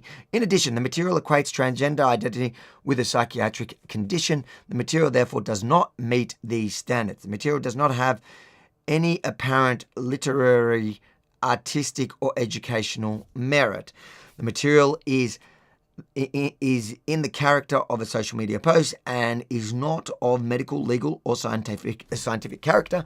And I consider that while an ordinary reasonable person would consider the material offensive regardless of whether the complainant was transgender man or not. The offensiveness is heightened by the position of the complainant as a transgender man. Remember, this is what that was essentially the eSafety Commissioner's reasoning for demanding its removal and essentially for what ended up being its geo-block in Australia, which must be lifted now. So that'll be interesting to see how long it takes for them to lift the geo-block. And I promise you, when they do, I will retweet it. If I haven't done so already, I'll retweet it again. I'll repost it with a message just because I can. And I'd encourage you all to do the same, because we need to show the eSafety Commissioner that not only will we fight them on these issues for freedom of speech down under, but when they lose, the Streisand effect kicks in. Now, 12. As far as can be discerned from the T documents, at the time of the decision was made by the delegate of the Commissioner, the only material available to the delegate consisted of the post itself, the Daily Mail article, Mr. Cook's complaint, and the other post complained about. After the removal notice was served, Mr. Elson's post was geo-blocked by X. Mr. Elson and XCOP both sought review of the Commissioner's decision. Following the commencement of the application, a significant amount of evidence was filed by all parties. It includes the opinions of psychiatrists on the likely effects of the post on the person who is transgender, but not about the effect on Mr. Cook. Background information on the operation of social networks platforms generally and X in particular, information about the gender identity debate more broadly, the specific political opinions of Mr. Elston and his intention in making the post, and specific evidence about how the gender identity debate is playing out in Australian federal politics. How much of the material is relevant to the questions the tribunal must answer depends on precisely defining the statutory requirements that must be met before removal notice can be given. The closing submissions advanced by the parties focus on the scope of material to which I lawfully have regard when assessing whether the post constituted cyber abuse targeted at an Australian adult, because that's essentially what the removal legislation states, thanks to the Conservative government of 2021. The views of the parties varied considerably on the range of material that it was appropriate for me to consider and for what purpose. Consequently, before I make findings on the factual issue that might be regarded as controversial, it is first necessary to reach conclusions about proper construction of the statute. The construction exercise will allow me to identify both the threshold that must be met before a post can be subject of the removal notice and what evidence can be considered when determining whether the threshold has been met. The issues are intertwined to a degree. We'll continue reading we'll read after this. I'll just send a message to Daniel. Once the construction issues are resolved, it is then possible to proceed to a determination of the relevant facts. Give me 2 seconds and I will be...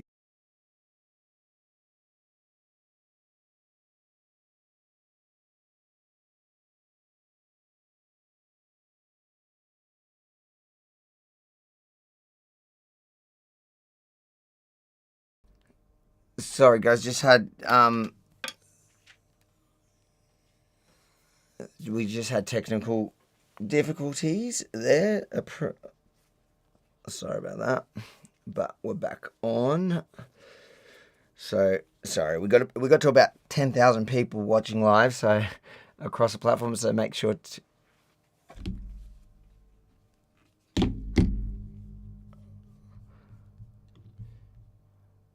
to share it far and wide so we can get this. Get those numbers back up there. Sorry about that. Let me just make sure. We'll see how if it's continued on all the platforms. I don't think on... Oh, here we go. Oh, it's reposted. Another one. Gotcha. All right. We will bring Chris in shortly, hopefully. He's got a meeting in about 9 minutes and he's going to jump on with us. Let's see how we go. Just quickly share it across platforms. Let me make sure it's actually playing right. All right, and we'll keep reading this breakdown. All right, we're back on. Welcome, everybody. Make sure to hit that like and that share, just because I did stuff up the actual live stream when I muted myself. It turned us off. Click.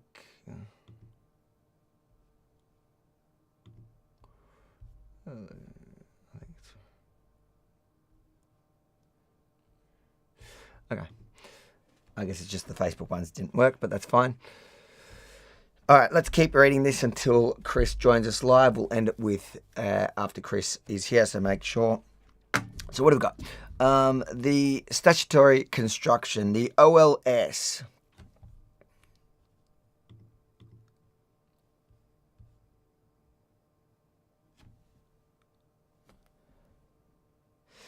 The OLS Act defines the concept of cyber abuse targeted at an Australian adult in Section 7. It relevantly provides as follows.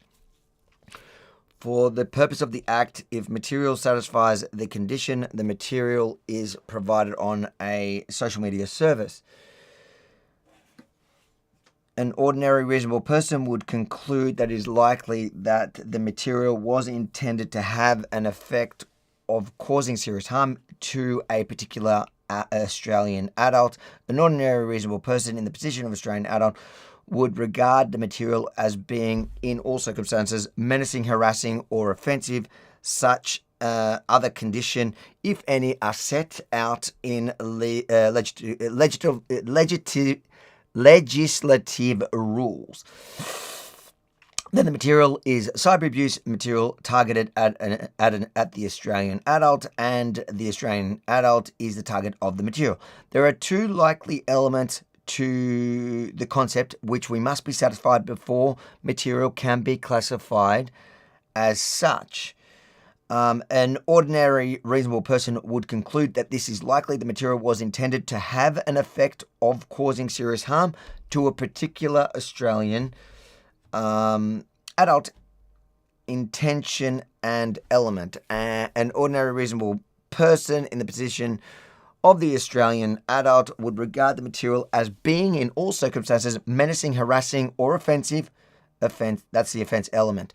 Serious harm is defined as OLS Act. Serious harm means serious physical harm or such harm to a person's mental health, whether temporary or permanent.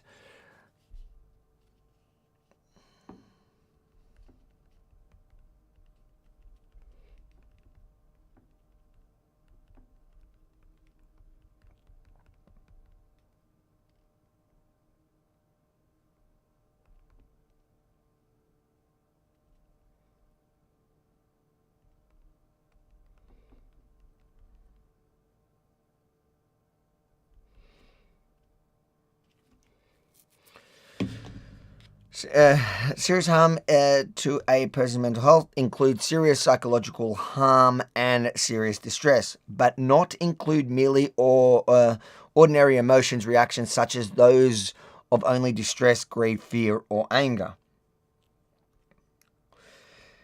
It is worth noting that at this point that the cyberbullying and cyber abuse are specific forms of harm which the internet can facilitate. Material which a person across the field finds a person comes across and finds seriously distressing cannot be the subject of removal notice just because it's distressing or even seriously distressing. For the Commissioner's power to engage, there needs to be an intention, a concept I consider later in these reasons, to cause the serious harm, which can include psychological harm.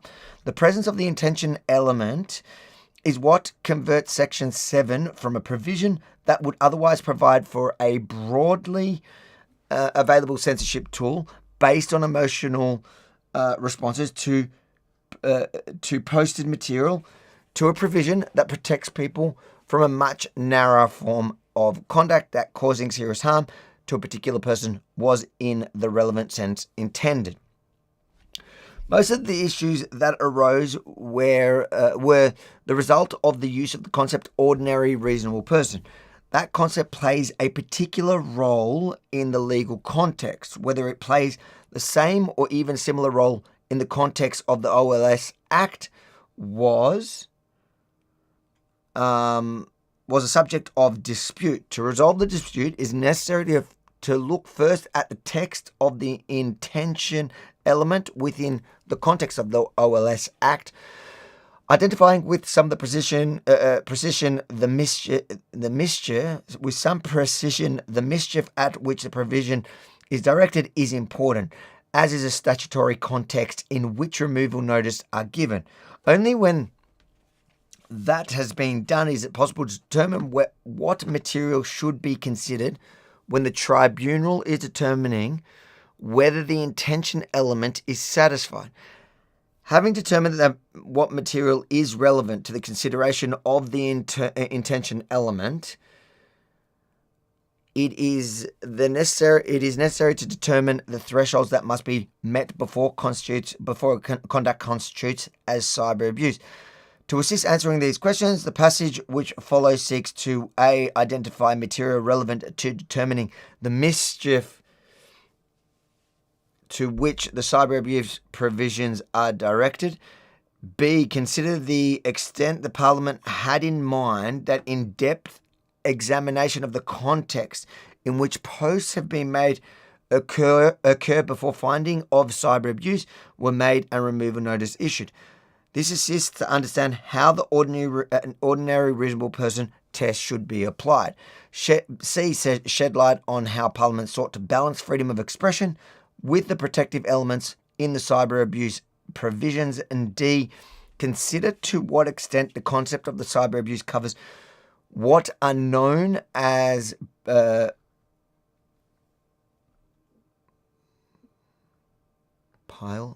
collisions or volumetric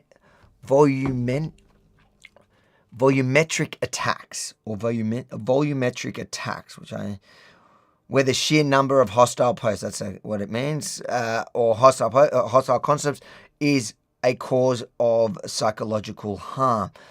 The legislation and its context. In statutory construction exercise, it is important to start with the text of the provision. As the High Court has noted repeatedly, the task of statutory construction must begin with a consideration of the text itself. Historical considerations and eccentric materials cannot be relied on to displace the clear meaning of the text. The language which has actually been employed in the text of the legislation is the surest guide to the legislative intention. Having said that, it is important to read the text having regard to the context and purpose. Context includes general purpose of the policy provision, and particular the mischief it is seeking to remedy. Let's just see, because there's a lot of pages of legal jargon. I just want to check if there's anything more potent rather than just reading all of it. Let's just look here. Wow, this is a long decision giving all the reasonings. I'm not reading through all that. Sorry, guys. I want to read what is serious harm. Okay, let's read this, because it is the reasons that matter, because essentially they determine the future. What is serious? Serious harm is defined by in 5 OLS Act to the meaning serious harm to the person's mental health, whether temporary or permanent. Section 5 also provides serious harm a person's mental includes serious psychological harm and serious distress, but does not include mere ordinary emotional reactions such as those of only distress, grief, and fear or anger. This is what we said already. Did we read? No, it's just breaking it down. Oh, here, it's telling us here. Okay, this is better. Factual findings. The following are my findings of fact. The extent that the controversial, to the extent that any are controversial, I've set out my reasons for the conclusion and identified the evidence on which it is based. On or about 27 February 2024, the online newspaper Daily Mail published an article which referenced extensively to Teddy Cook. Mr. Cook is a transgender person, born female, who identifies as male, and an Australian citizen and a resident. The evidence about him that I have assessed to is limited to what is included in the newspaper article and his complaint to the Commissioner. As previously noted, the Daily Mail article related to an advisory committee appointed by the WHO to advise on issue of transgender and non-binary persons' health. What an insane position to give somebody. Anyways, getting sidetracked there. The article published biographical details about some of the committee members, including Mr. Cook, but Mr. Cook was the subject of the bulk of the article. The news article was published under the headline "Kinky Secrets of the UN Trans Expert Revealed. Australian activist plugs bondage, bestiality, nudism, drugs, and tax-funded sex change ops."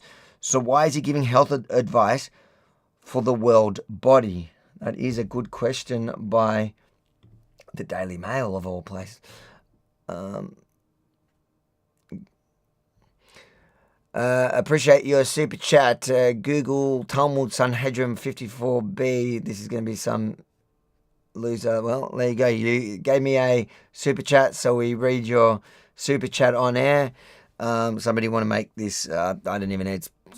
The Talmud is the rabbinical arguments over many years, in which you can find very backwards arguments, and some rabbis that have had some backwards beliefs in their arguments. It is not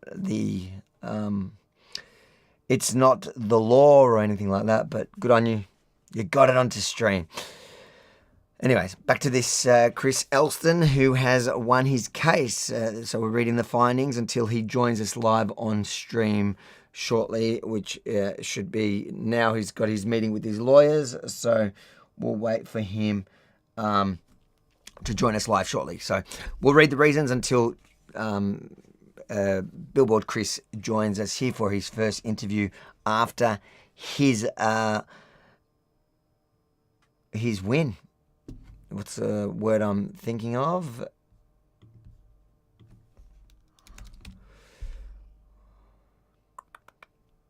I've gone blank. Landmark win. That was the word I was looking for. Mr. Elston is a Canadian citizen who lives in Canada. He can fairly be described as an activist. His activism began in 2019. Wow, well done, Chris. You've achieved a lot since 2019. You started in 2007 years ago. 6 years ago. And my maths is not my strong point. Reading's not my strong point. Maths is not my strong point. And look at him now. He's taken the Australian government to court on behalf of the free world, and he won. Shows what you can achieve when you're as committed as somebody like Billboard Chris. His activism began in 2019 when he became aware of the increasing number of children in Canada and in other Western countries who were experiencing distress about their sex and who were being given puberty-blocking drugs. In July 2020, he saw news reports of a woman in the UK who put up a sign that said, "I love J.K. Rowling," which was taken down after one day by the Scottish Train Authority following Twitter complaints. In September 2020, Mr. Elston decided to pay for a billboard on the side of the street in Vancouver that said, "I love J.K. Rowling." While J.K. Rowling is most famous as the author of the Harry Potter series of books, She has also become a controversial figure as a result of her public opposition to transgender rights, particularly when they come into conflict with women's safety. He followed up his sign in Vancouver with dozens more throughout the USA. His goal in doing so was to start conversations and raise awareness about the dangers of childhood transition. The sign in Vancouver was promptly taken down, and the sign companies in Canada refused to put up his signs because they don't want political pressure. As a result, Mr. Elson started designing his own signs and started wearing them and having conversations in downtown Vancouver. He quit his job as a financial advisor and is more or less full-time activist. He wears a sign with slogans like, this is actually a really interesting background about how Billboard Chris started. Children cannot consent to puberty blockers.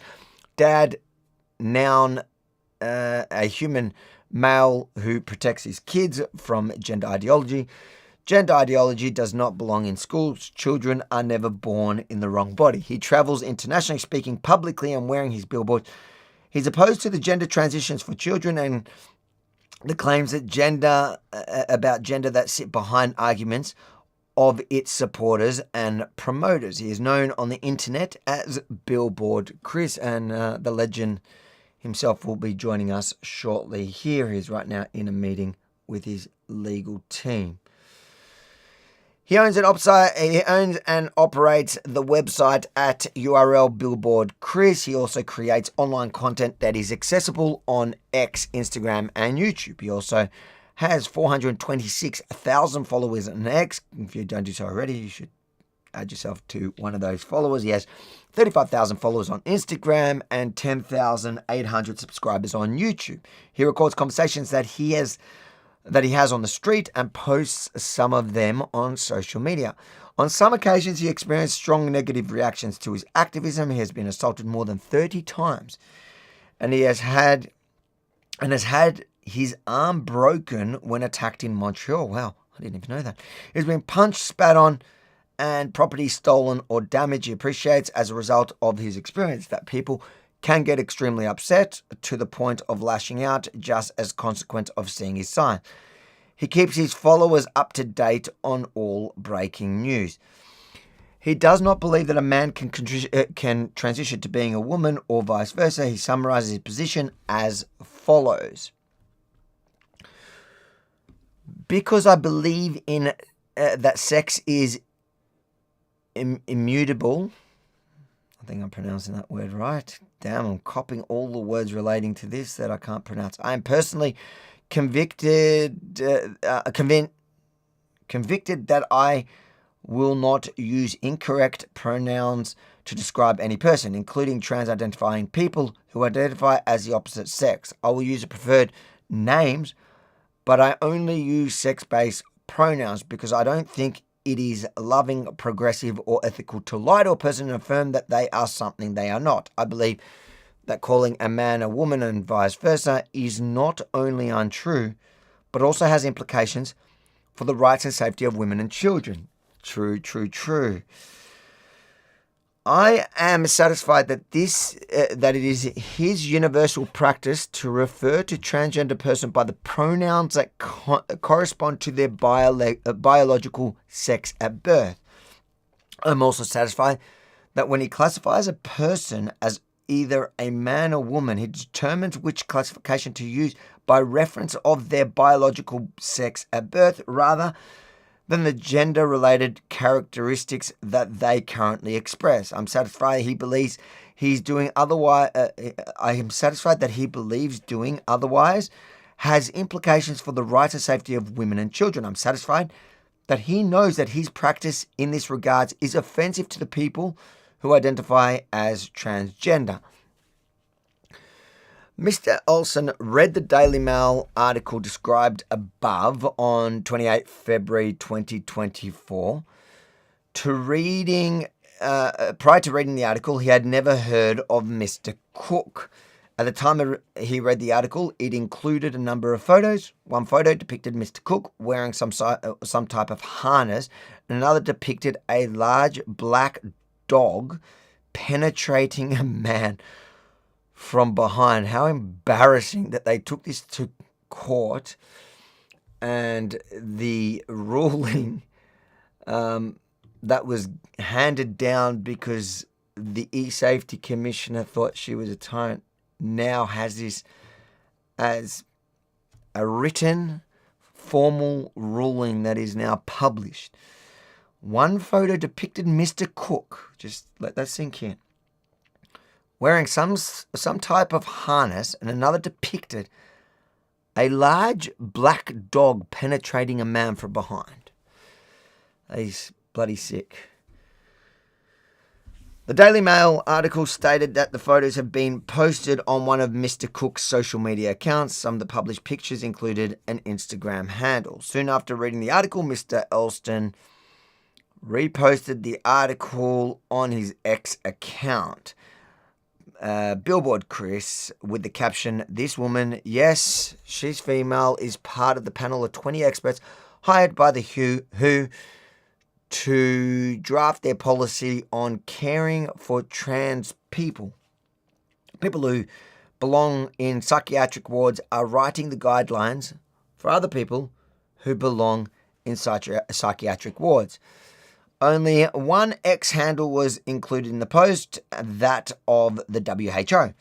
The effect of the use of the handle on the X platform is the person will be notified about the post and it may be displayed on their feed and the feed of their followers. Is it? I don't think that's right. I don't think it'll be displayed on their feed. What do you mean by that? I don't know. It doesn't really matter. But does X really work like that? I think that's a misunderstanding. It just notifies them and gives them any notification of anyone else. I don't think it goes onto their feed. Anyways, whatever. Mr. Elston gave the following evidence relevant to determining what he intended in publishing the post. I don't think we need to read that. I want to know what the reason is. I approach evidence with some caution. In particular, the statement in my post was not saying that all people identifying as trans people belong to a psychiatric ward. It was a criticism that people with psychiatric conditions are drafting policies with psychiatric conditions. That is not what the post says. The evidence, along with the number of Mr. Elston's answers in cross-examination, sought to soften the more literal meaning of the post, conveys that transgender people belong in psychiatric wards. Despite the evidence, I'm satisfied that an ordinary, reasonable person, this is what's important.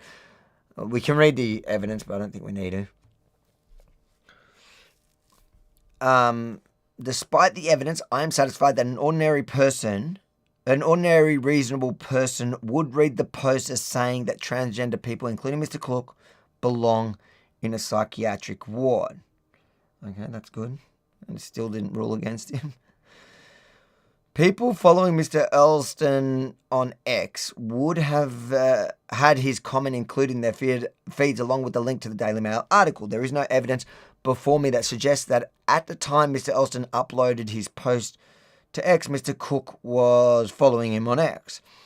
There is no evidence that Mr. Elston sought to distribute his post beyond the people who were already following him. His contribution did not appear as a comment in the Daily Mail article. Mr. Cook became aware of the Daily Mail article was about to be published on the 28th of February 2024 when a journalist contacted seeking comment. The email from the journalist said the following: "Hello, Teddy. I hope you're doing well today. I'm writing again for the Daily Mail about the WHO's Trans Health Panel, in particular the panelist Teddy Cook. It covers social media posts and research about everything from bondage to bestiality, nudism, drugs, and tax-funded sex change ops. If you'd like to comment for the article, please reach out. Soonest deadline upon receipt, as soon as practicable. Outlet, Daily Mail. Let me know. Thanks. All the best, James." The following day, the article was published. Mr. Cook lodged a complaint with the eSafety Commissioner. The Commissioner has an online form Mr. Cook completed in the What is Happening section of the online form. Mr. Cook wrote the following. This is the interesting bit. quick couple super chats. Thank you so much, guys. Chowder, thank you so much for your super chat. Keep up the great work, Avi. Never let them silence the message of truth. Thank you so much for the support. And absolutely, love it or hate it, we will not be silenced. And that goes for our fans as well. Marge, thank you for the super chat. Really appreciate the support. We're back up to 3,000 now across our platforms. Obviously, I think we hit like 15,000, but it got dropped because of my technical glitch. Anyways, so make sure to like, comment, and share the stream. We got Chris coming in soon, so I'll just make sure to let him know just to. All right. The following day, when the article was, so this is what Mr. Cook wrote. This was his complaint to the eSafety Commissioner about the article. Hello, this article was published yesterday by the Daily Mail using images without my consent, including a disgusting image of bestiality that I've never seen before in my life, but has been linked to me. The article. Let's see if we can open that. Does it? No. The Daily Mail, unlike everyone else, must have caved because the article's not working. Twitter has exploded about this article, with Catherine Deves, another legend, sharing it, and individuals like Kit Kowalski continued to share it, and imagery of me without my consent, with commentary that is truly so transphobic and homophobic. My family and friends are really distressed, and I would like the Twitter photo to be removed at the very least. In the Where Is Happening section, Mr. Cook responded as follows. Where was the cyber abuse been happening? On what platform? Provide name. Twitter. Have you reported? Yes. When? The material still online. Then he gives all these posts. Interesting, have they? Just want to see if they're still up.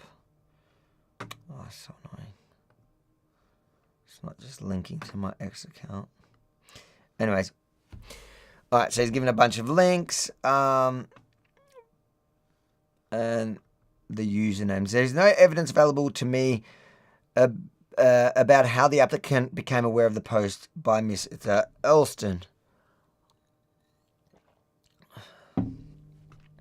Staff for the Commissioner responded on March 1, 2024 and advised the Daily Mail article and the X post had been reviewed, resulting in the following action. We have sent informal requests to X regarding the post shared by Billboard Chris for them to review, consider appropriate action under their policies. We'll let you know once we receive an update from them. From what we can see, the X post by James or whatever has already been removed. Unfortunately, the remaining material that you reported to us, including the Daily Mail article, does not meet the criteria under the Act for us to seek removal action. We recommend that you consider reporting Daily Mail article to the Australian Press Council. You can also consider reporting X post directly to X. We've included information how to do that. Also, it's interesting because that article seems like it's disappeared. I wonder what the Daily Mail has done. On evidence available to the tribunal, it appears that Mr. Menno also misgendered Mr. Cook, which suggests that that is not only the aspect of Mr. Elston's post that initially prompted action by the Commissioner's staff. On March 8, Commissioner staff updated Mr. Cook concerning his complaint. We've received a response from X regarding the post shared. Unfortunately, X did not take action against the post as they did not find it a violation of the X rules. We are considering our formal powers under the Australia Online Safety Act to seek removal to the post.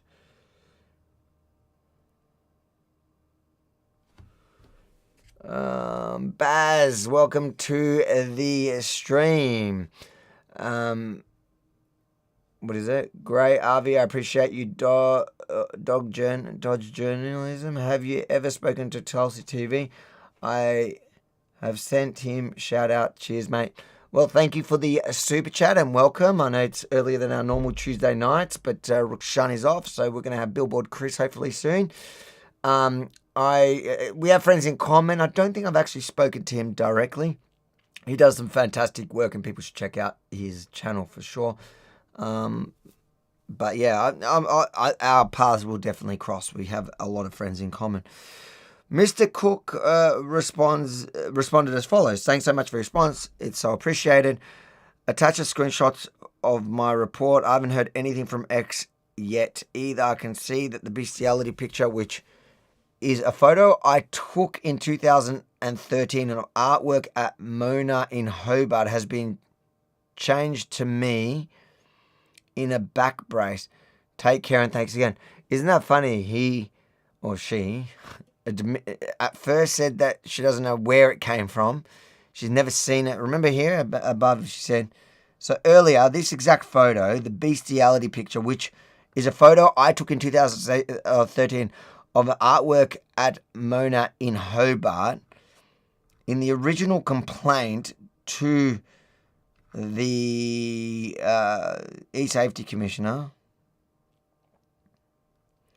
Let me just see if we get, where is the actual post? Where is the complaint? Oh, here. Yeah, here. Including a, look at this, including a disgusting image of bestiality that I've never seen before in my life, but has been linked to me. That was the complaint to the eSafety Commissioner. Then, casually, I can see that the bestiality picture, which is a photo I took in 2013 of artwork at a Mona in Hobart. So not only sick, also a liar. Anyways, that's interesting.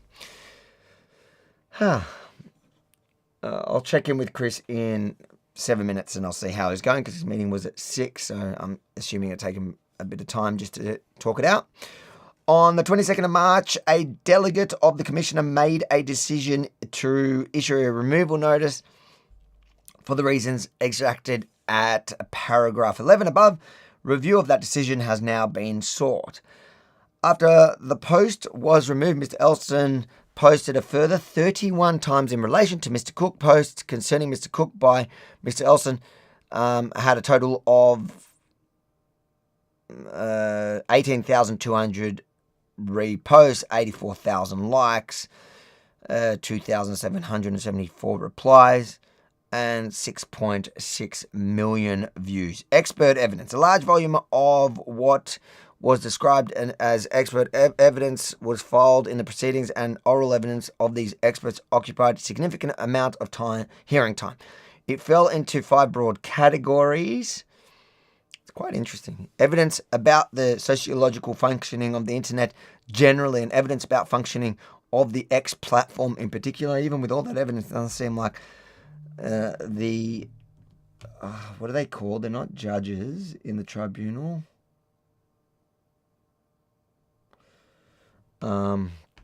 Anyways, medical evidence about the effect on the person misgendering. Gosh. Medical evidence about the effects on a trans person of misgendering. Non-medical evidence about digital harm caused by posts. Medical evidence about the threshold for serious distress and other aspects of definition of serious harm to a person's mental health. Evidence about what could be broadly described as transgender issues and the public debate in relation to them. Because the Commissioner took the approach that a range of material that could be considered when determining whether the intention element was satisfied was limited, there was less focus in submissions on how available evidence should be deployed when considering whether the necessary components of the intention was satisfied. Evidence about X platform on the internet. X platform and the internet. In my assessments, evidence about the functioning of the internet function, that's whatever. I'm not really interested in that. Let's just see if we can find more about the actual law. Yeah, I don't really care about any of that. The association. Medical evidence concerning serious distress. As I've already noticed, medical evidence concerning what will constitute serious distress was not helpful. The experts attempted to use medical expertise to address the question of whether the statutory phrase serious distress require the existence of diagnosable psychological condition. The meaning of the phrase serious distress is for the tribunal to determine and not a matter of expert opinion. Medical evidence concerning the effect. That's interesting.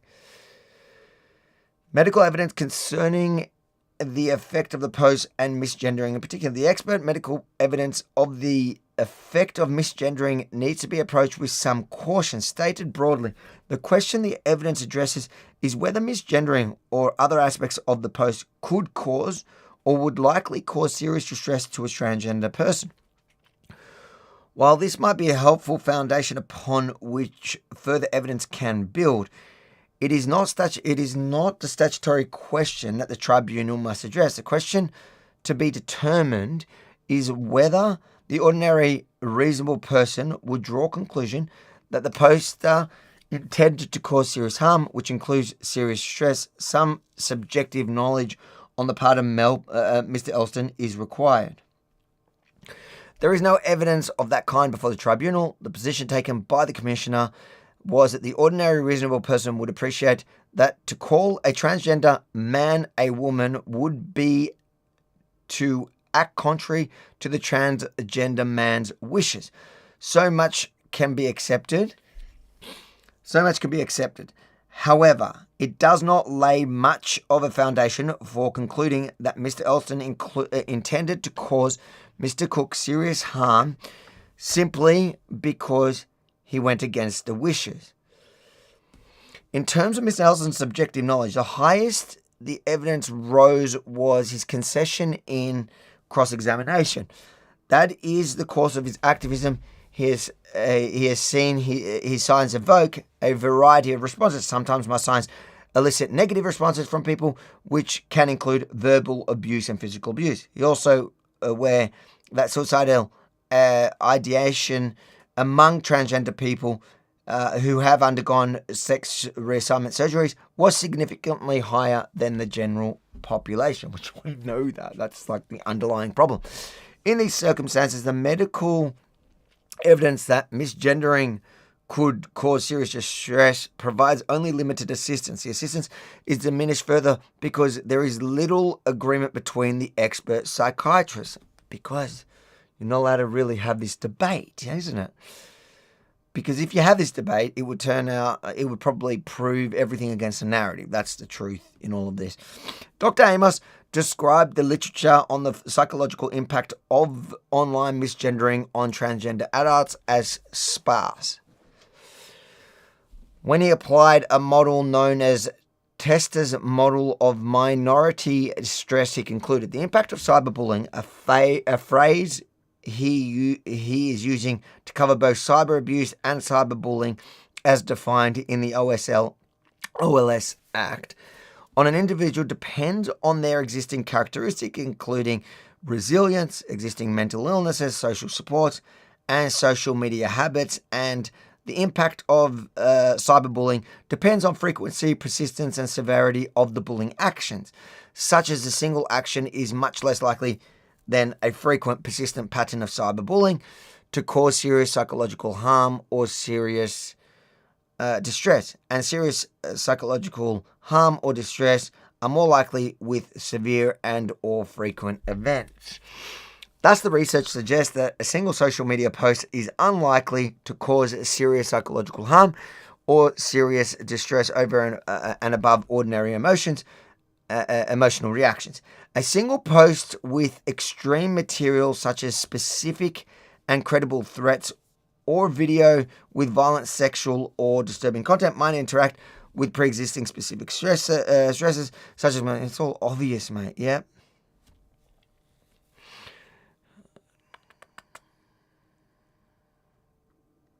I want to see the views of the court. Dr. Carla concluded about the effect of the post. I would argue that if the said transgender person who was part of the WHO expert panel to draft policy on caring for trans people, the post then is an attack on their work as an expert in the field and is likely to result in serious distress and or serious injury for that said individual. Yes, so you can't criticize their actual job title for the WHO. Anyways, I'm so glad he won this. Let me just see how he's going.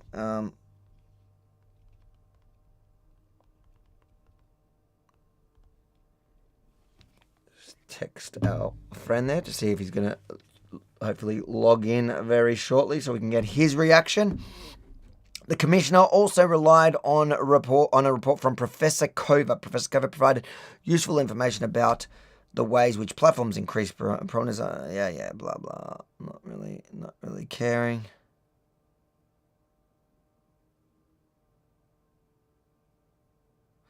Apart from the information concerning the operation of platforms, I was not assisted by the report by Professor Cover. Assistance about transgender issues and the public debate in relation to them. I consider the reports of Professor Parkinson and the witness statement of Senator Antic, which provided background to the transgender debate in Australia more broadly. Neither statement provided assistance on the application of the statutory test to the particular facts of this case.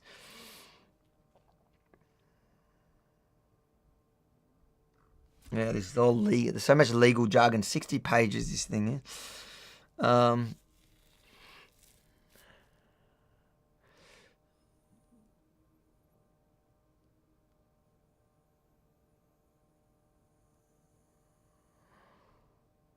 When all the evidence is considered, I am not satisfied that an ordinary reasonable person would conclude that it was likely that Mr. Elston intended the post to have an effect of causing serious harm to Mr. Cook in the sense of serious distress, physical harm, or harm to his mental health. I don't doubt that Mr. Elston was indifferent to whether his post had that effect, but that is not sufficient to establish intention. An ordinary reasonable person would not conclude that it is likely that the infliction of serious harm was an effect he intended. The factors which favour this conclusion are as follows. All right. Now we're getting somewhere. First, Mr. Elston denies that he intended to cause serious harm or any harm to Mr. Cook. This denial is credible in light of what else we know is known about Mr. Elston. As previously discussed, Mr. Elston's denial of subjective intention to harm is relevant to the question of what ordinary reasonable person might conclude, but is by no means conclusive. If Mr. Elston had admitted he intended to cause serious harm, then his stated subjective intention would take on greater significance. That's interesting. Baz, thank you for the super chat, says M. McCar, make crazy again, lock them up.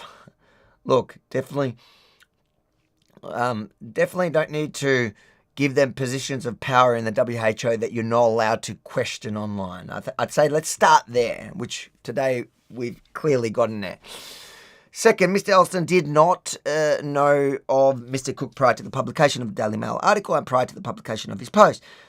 This rules out any personal motivator for trying to harm Mr. Cook and significantly reduces the likelihood that the post is intended to harm Mr. Cook in particular, rather than make the broader political point than Mr. Elston had identified. Mr. Elston provides an explanation as to why he made the post that is consistent with him doing so for reasons that do not include causing Mr. Cook harm. He misgendered Mr. Cook because it is his universal practice to refer to people who identify as trans by pronouns and descriptors that correspond to their biological sex at birth. He does this to reflect his belief that doing otherwise involves an untrue statement, and because doing otherwise has implications for the rights of safety of women and children. That is now in black and white in the ruling. Fantastic. Basically, that essentially, in summary, that paragraph says, we believe that Mr. Elson, Billboard Chris, is super consistent, but also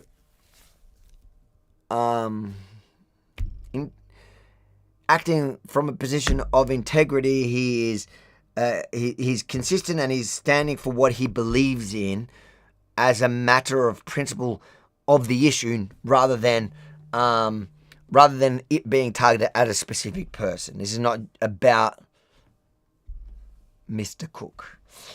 Third, Mr. Elson did not take steps to draw the post to the attention of Mr. Cook. The post looks to be the kind of post that Mr. Elson's followers appreciate, but not one that Mr. Elson specifically intended would be drawn to Mr. Cook's attention. For the post to do any harm, it needed to be read by Mr. Cook. While I'm satisfied that Mr. Elson was indifferent to whether the post did come to Mr. Cook's attention and indifferent to whether or not it distressed him, there is no evidence to support the conclusion that the post was made with the intention of it being brought to Mr. Cook's attention, which is interesting. I didn't realize that is a level that you had to kind of make a standard. They had to prove that you wanted it to reach that specific person. If it had been Mr. Elson's intention to abuse Mr. Cook and thereby cause him serious harm, there are a number of ways in which it could have increased the likelihood of his attack being brought to his attention. I guess that's the reasoning behind it. The first would have been to engage with the comment section of the news article. The second would have been to take steps to find and use Mr. Cook's X handle. Okay, yeah. Because he only tagged the WHO. Yeah, that's it. That's a good point. So we didn't tag. That's another level of protection. So if you don't want to give somebody the defense or the argument that you're targeting them, don't tag them. Just use their name. The third would be a post on Instagram and include what appears to be Mr. Cook's Instagram handle from the post published on the Daily Mail in any post. Any of these steps would have demonstrated a desire to ensure Mr. Cook read the post. These steps would reveal an intention to draw the offensive remarks to his attention. He took none of these steps. In the absence of any of these steps being taken to bring the post to Mr. Cook's attention, it is difficult to discern any intention to cause him serious harm when the post was only published by Mr. Elston's followers. The Commissioner's position is that I shall find that when the post was made, it was inevitable that the post would come to Mr. Cook's attention. I am not aware of any basis on which I can conclude that. And the Commissioner did not refer me to any relevant evidence. In the absence of finding that, to that effect, it is difficult for a reasonable person to find that Mr. Elson intended to cause Mr. Cook serious harm by making the post. That is all very interesting if you unpack what they're saying there. So essentially, because the eSafety Commissioner couldn't prove or convince the tribunal that that Billboard Chris was trying to bring the post to the attention of Cook, of the person, then it by definition, how could you argue that he was trying to hurt Mr. Cook, Mrs. Cook, whatever, the person he was writing about? He's saying he was just talking about his political issue. He was indifferent to whether that it was hurting them, but you can't, the eSafety Commissioner can't say he did it with the intention of serious harm, which is interesting to note, because I think then you are somewhat protected by the sounds of it if you don't tag the so if you're going to misgender someone specifically, you can put their name as part of the article, whatever, but don't tag them. If you tag them, then you're lining yourself up for that potential argument. I find that interesting. I don't know what you guys think. Let me know in the comments.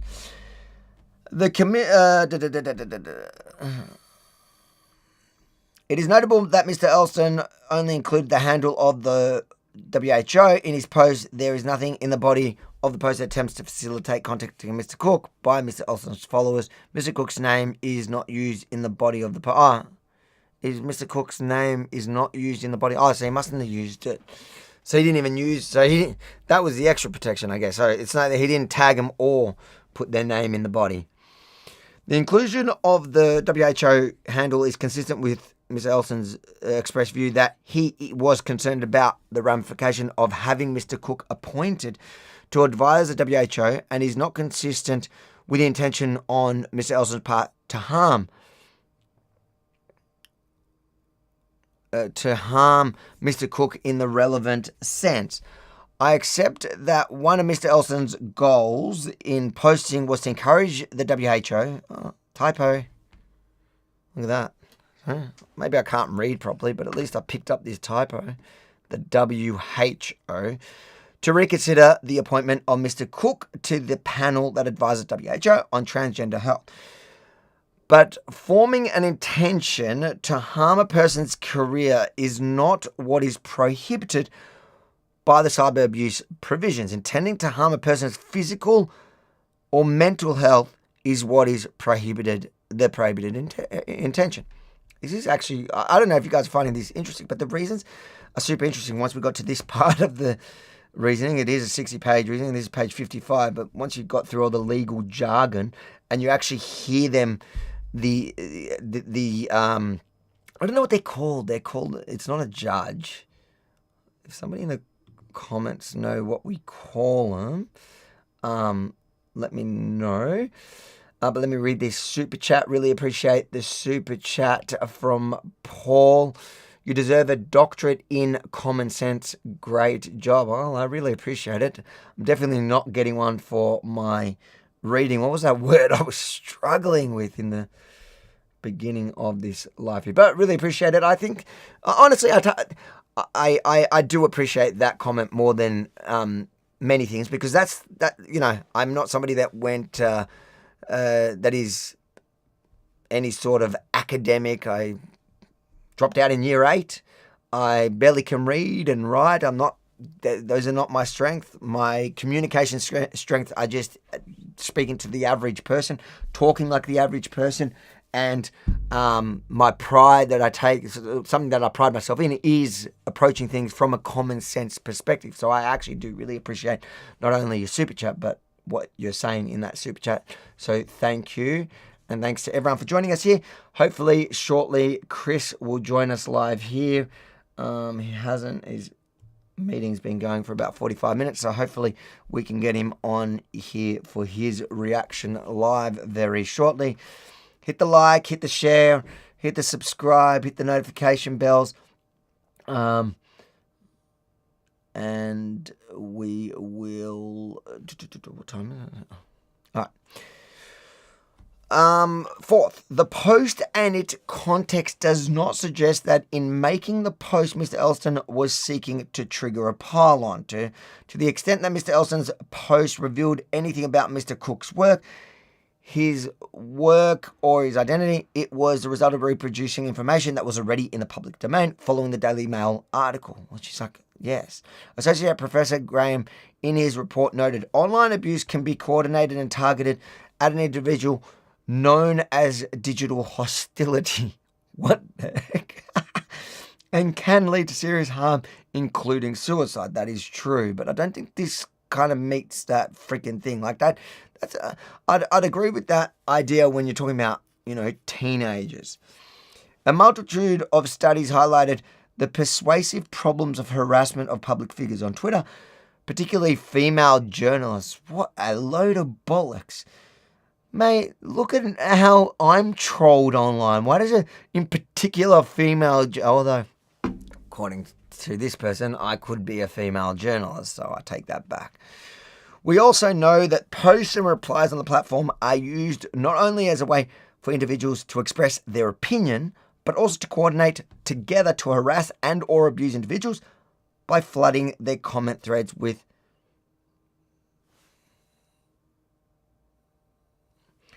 hateful and uncivil, their comment threads with hateful, uncivil messages, or by posting and mentioning their names and or username handle repeatedly and in synchronized fashion to overwhelm and intimidate them. Other contact mentioned by Associate Professor Graham as used to engage coordinated, organised efforts to overwhelm and intimidate targets through repeated blah, blah, blah. Miss Elson made a single post. He did not seek out, saying by tagging them. That was the evidence giving, which he didn't do.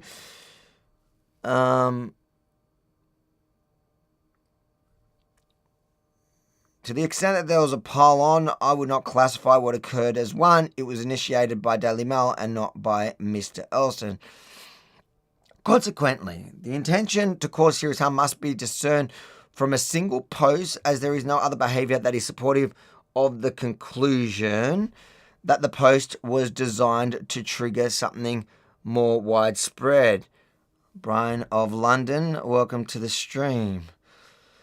The post, also phased offensively, is consistent with views Mr. Elson has expressed elsewhere in circumstances where the expression of view had no malicious intent. And that's so true. Like, this is literally what Billboard Chris or Chris Elson does. Like, this is he's committed this almost as a full-time job. He's a full-time, activist. He left his job as a financial advisor to pursue raising awareness about this issue and fighting for women and children.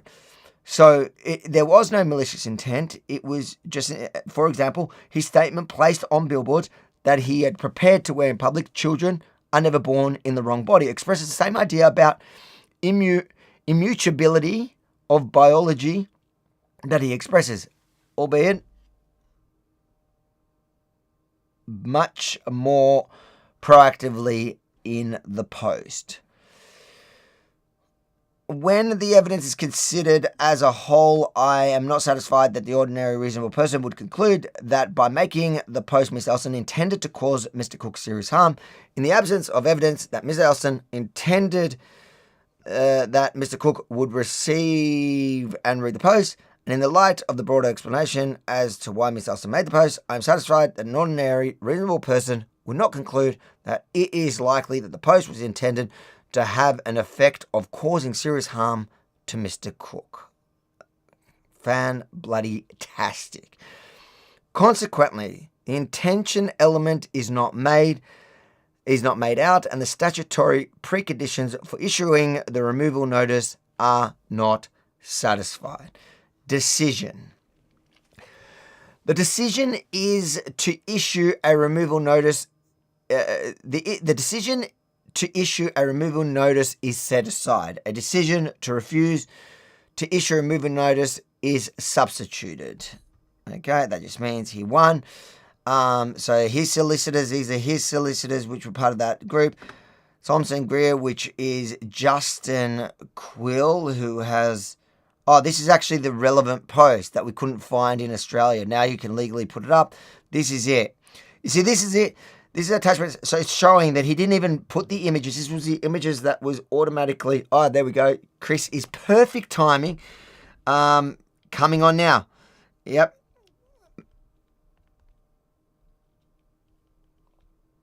Okay, Chris is joining us. That is perfect timing. Couldn't make this up as follows. And also I've got a statement, which I'll read with Chris as well, in a minute from X's lawyer, which is also my shared lawyers. And I'll pass that to Daniel. So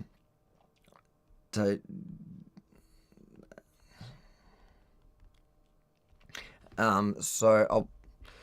While he's coming on, I'll just read the statement from Justin Quill, who is my lawyer plus also X's lawyer in this case. He says, this is a win for free speech in Australia.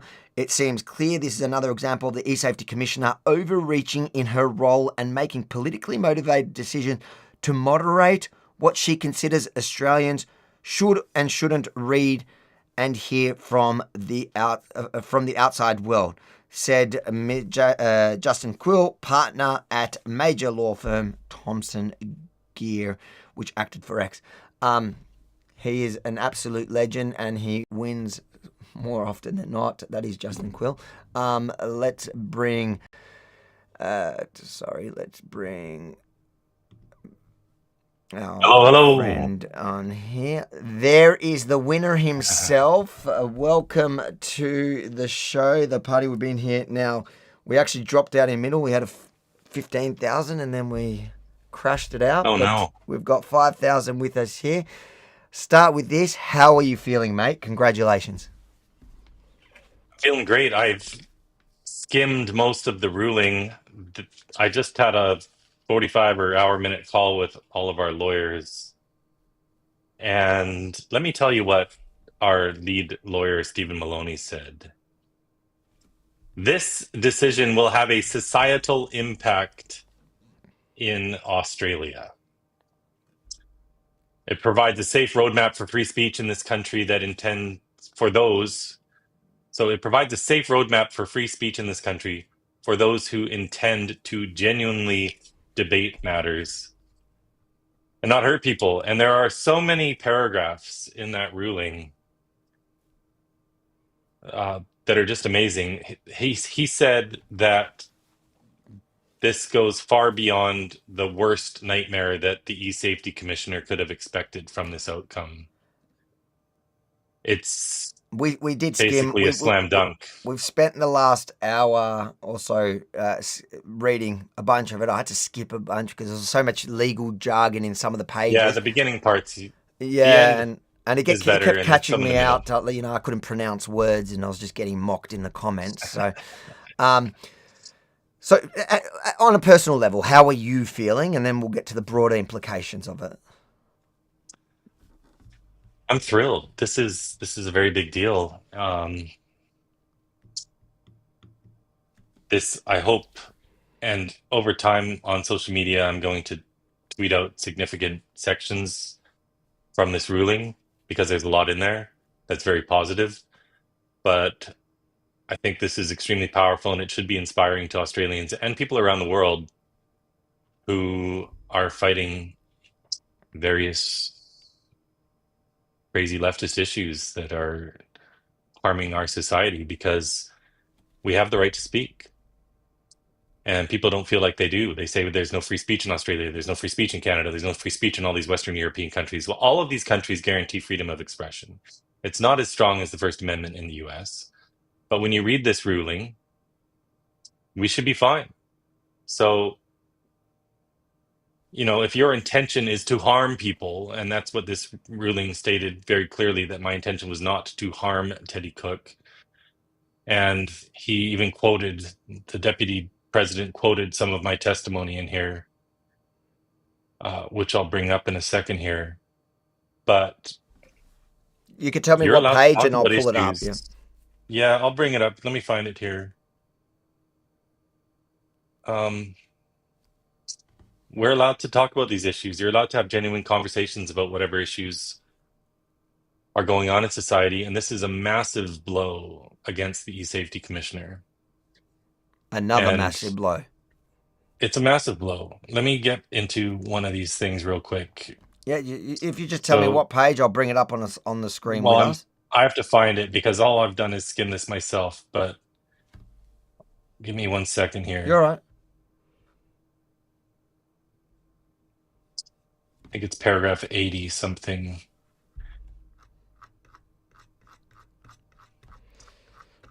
This is obviously great for Australia. This sets a precedent for numerous speech issues going forward. It sets a precedent for numerous issues to do with the harms of gender ideology going forward.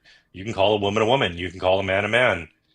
This misgendering nonsense that the eSafety Commissioner wants to deem cyber abuse, well, that's just been flattened completely.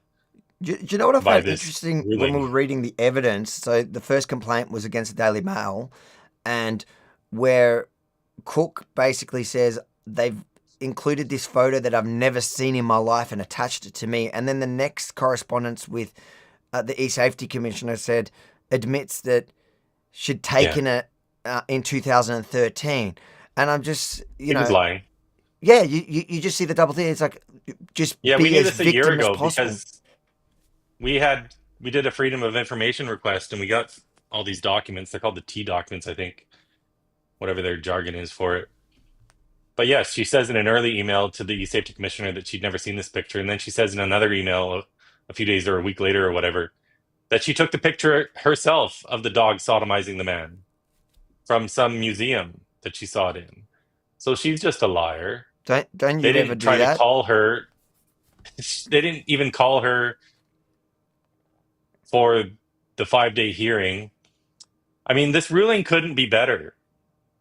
The deputy director of the administrative tribunal is lambasting the opposition because all the experts they called, their evidence was completely weak. It wasn't compelling, and it was contradictory at times.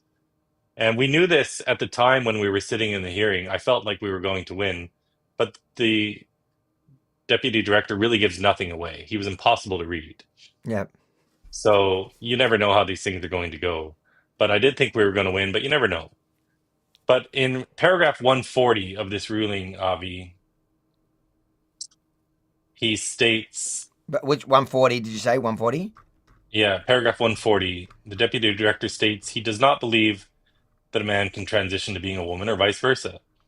He summarizes his position as follows, and he's quoted my actual testimony here from the tribunal, which is, he's quoted my words, which are, because I believe that sex is immutable, I am personally convicted that I will not use incorrect pronouns to describe any person, including trans-identified people who identify as the opposite sex. I will use their preferred names, but I only use sex-based pronouns because I don't think it is loving, progressive, or ethical to lie to a person and affirm that they are something that they are not. I believe that calling a man a woman and vice versa is not only untrue, but also has implications for the rights and safety of women and children. And again, later on in this ruling, he brings up that exact point, that I've been consistent, that I didn't target Teddy Cook. I didn't even name her in the tweet. We were just reading it. It said you didn't tag them. You tagged the WHO because clearly your problem was that you were questioning putting somebody in charge that had these whatever issues. And you were consistent in your advocacy the whole time, and it wasn't about the specific person, which I broke it down because it makes me realize, that when you come to having these conversations online, when you're advocating for any issue, it's good to keep that in mind. Like, don't make it about hating a specific person, make it about the issue, and you'll be right. We're protected because I'm assuming that was what seems from my layman way of reading it, that's kind of what protected you from what the eSafety was accusing you of.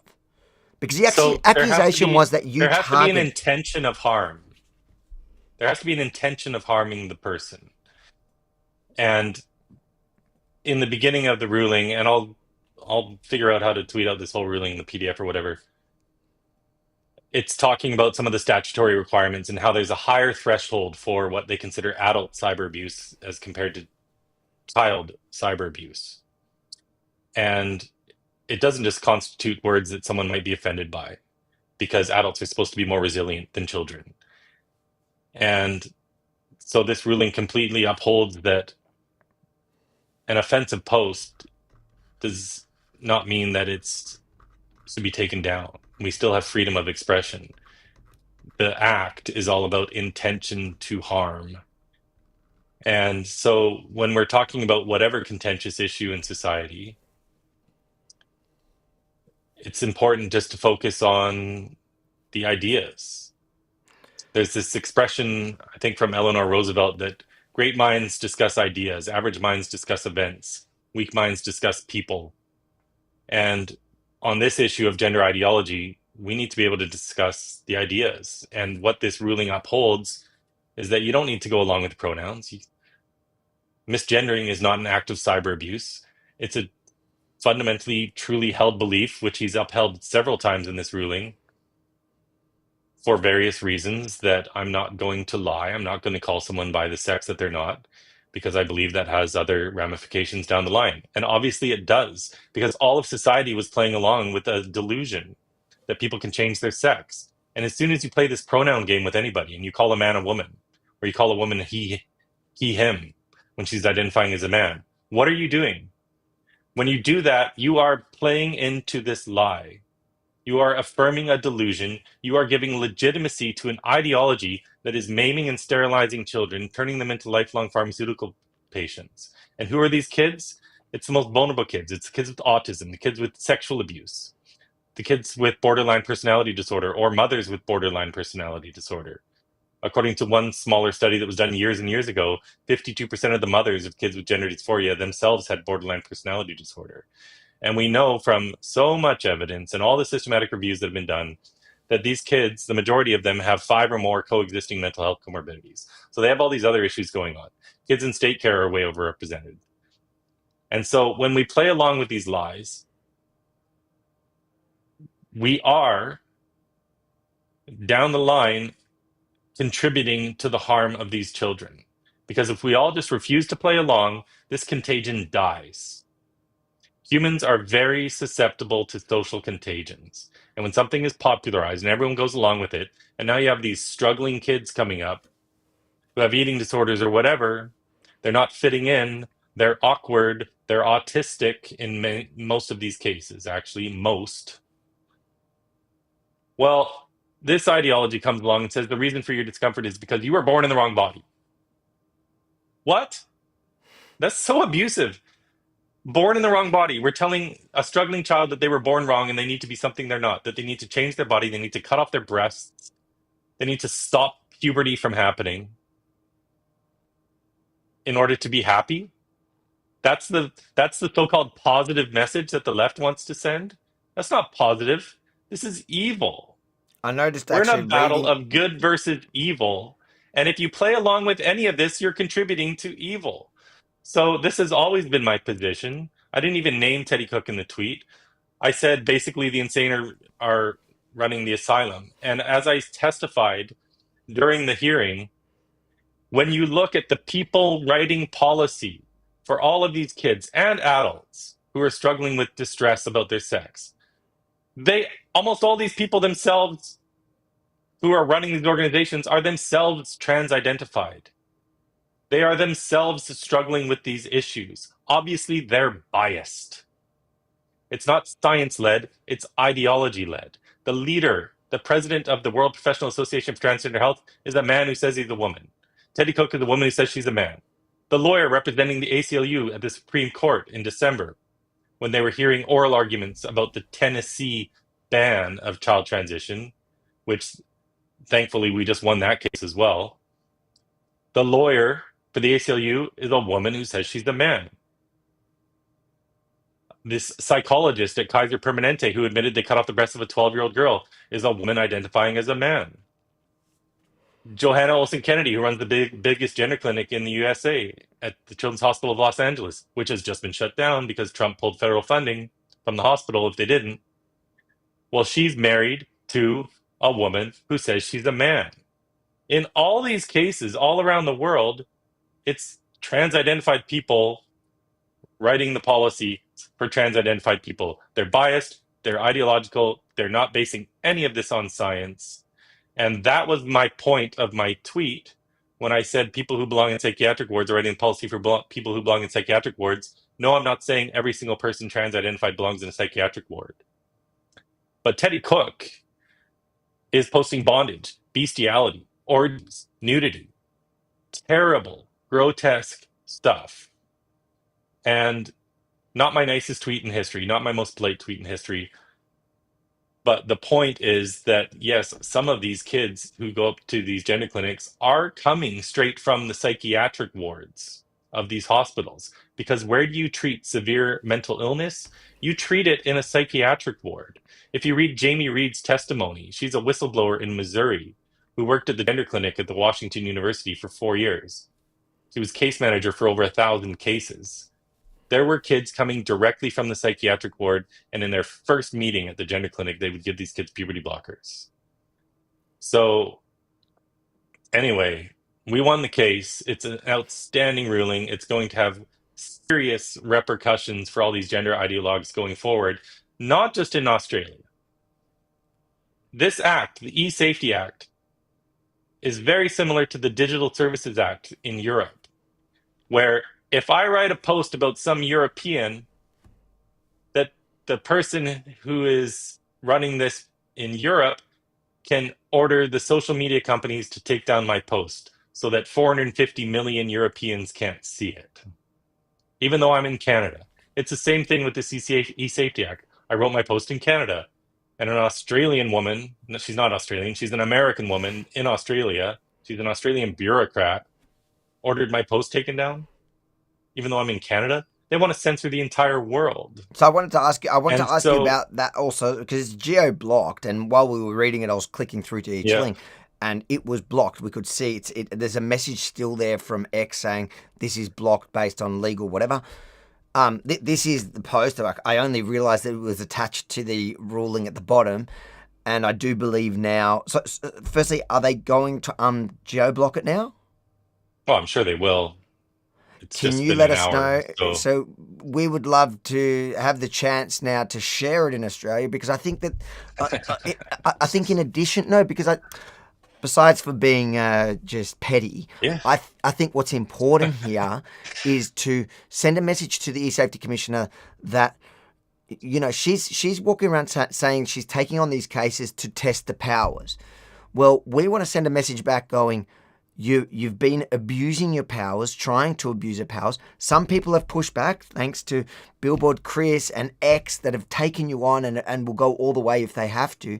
And the thing is, if you do this, then all that's going to happen is a Streisand effect. After we get it back, now everybody's going to repost it. Everybody's going to talk about it. Everybody's going to have seen it because you tried to stop it. And that's the only way I reckon that we can beat that kind of censorious, tyrannical behavior from a bureaucrat, is to go, we're firstly going to fight, and look, we're going to win. And then thirdly, because you tried, more people are going to see it. That's right. Yeah, absolutely. We'll do that. So I was going to say, you know, Canada is looking at putting a similar law into place. All these people hang out together. They all go to the same conferences. You and I, we hung out in Davos on the street at the World Economic Forum, where people won't believe it, but over a whole week, I had like 5 people disagree with me, and that was it. It was almost overwhelming. It was overwhelming support, because these are a bunch of 40-something business people who are just trying to do business by taking advantage of government largesse. It's crony capitalism. But these are all adults with kids, and like anywhere in the world, except Brussels and maybe Melbourne, I had massive, overwhelming support, even in Davos. But all these bureaucrats hang out together, and they all push these same bills. The same activists all around the world help them write these bills, so they want to write the same bill in Canada.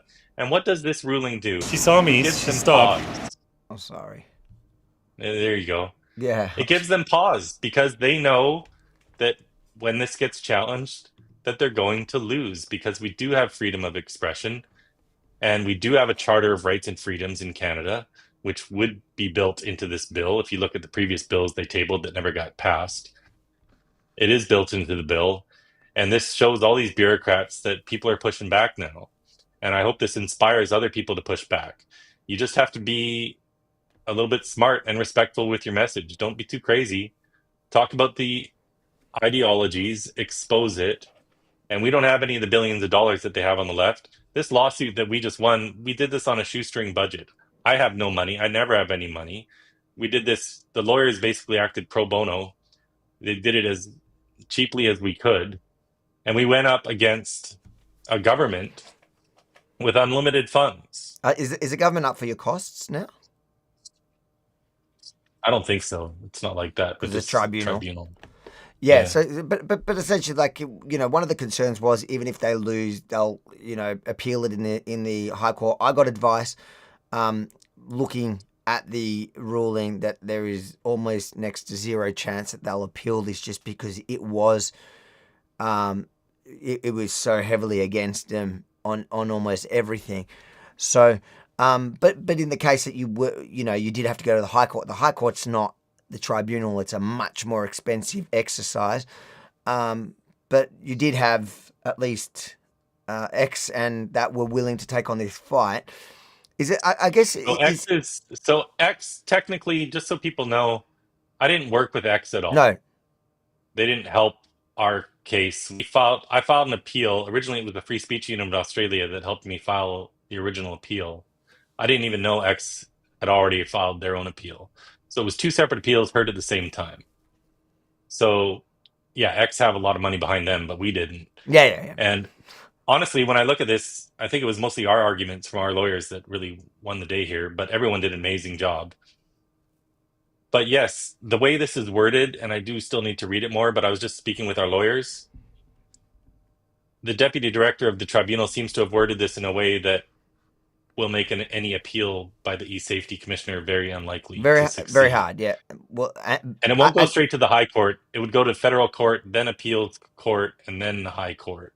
So that would be a long road. Okay, so that's what the But tribunal... we're willing to fight it if it comes to that. I'm not used to seeing this process because you don't see many cases. I haven't really come across important cases that I follow that are in the tribunal. So it's a very different system. I'm used to how it usually operates. Yeah, you start in like the federal or the Supreme Court, then you go to appeals court, then the High Court, whether they accept it or not. But it doesn't look like... It looks like you've won it, clearly by far, and you've set that precedence. And I guess on behalf of Australians, we would like to say thanks, but I think the whole world owes you gratitude because, like you said, the implications that this have is a lot more far-reaching. There's a lot of people looking at this case globally, and that's why X put any effort into it. It's not like they care about that your post was geo-blocked to the 30 million users or 30 million Australians. So the whatever they have here, 10 million users. I don't even know what they have here. 5 million users in Australia. They didn't really care about it. It was on the principle of fighting for freedom of speech, and they know that if they lose ground in Australia, that is just going to spread. And you've actually stopped. You and your team stopped that from spreading. For all political ideologies, for anyone who has any view, genuine, non-insightful, not incitement to it, because there's obviously the parameters around free speech are, the boundary is should be incitement to violence and defamation. Both of them, one is criminal, the other is in civil. But offending somebody, hurting their feelings, especially somebody going for a position in the WHO, that should by no means be protected, and you've managed to hold that ground for us. Yeah, and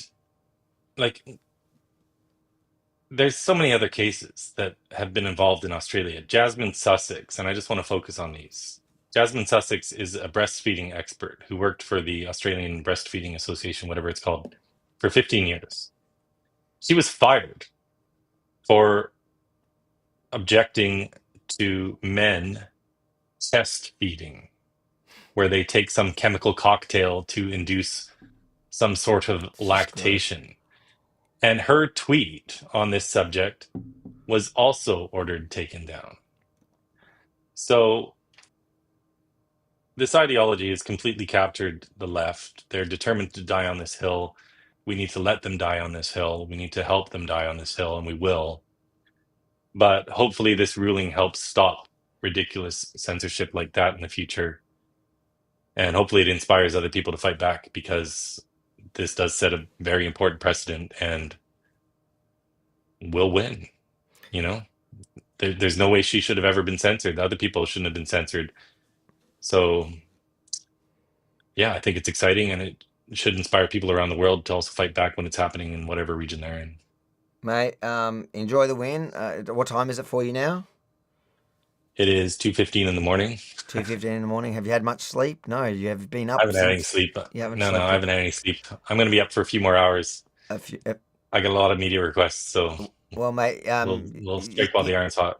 You enjoy, and thanks for giving us the first one. And you enjoy the win, and we appreciate everything you do. Where are you off next, and where can people follow your work? So I'm off to Florida. I'm actually speaking at a at a summit for the Alliance Defending Freedom who helped fund this case. They originally took on this case for me and they helped to fund it.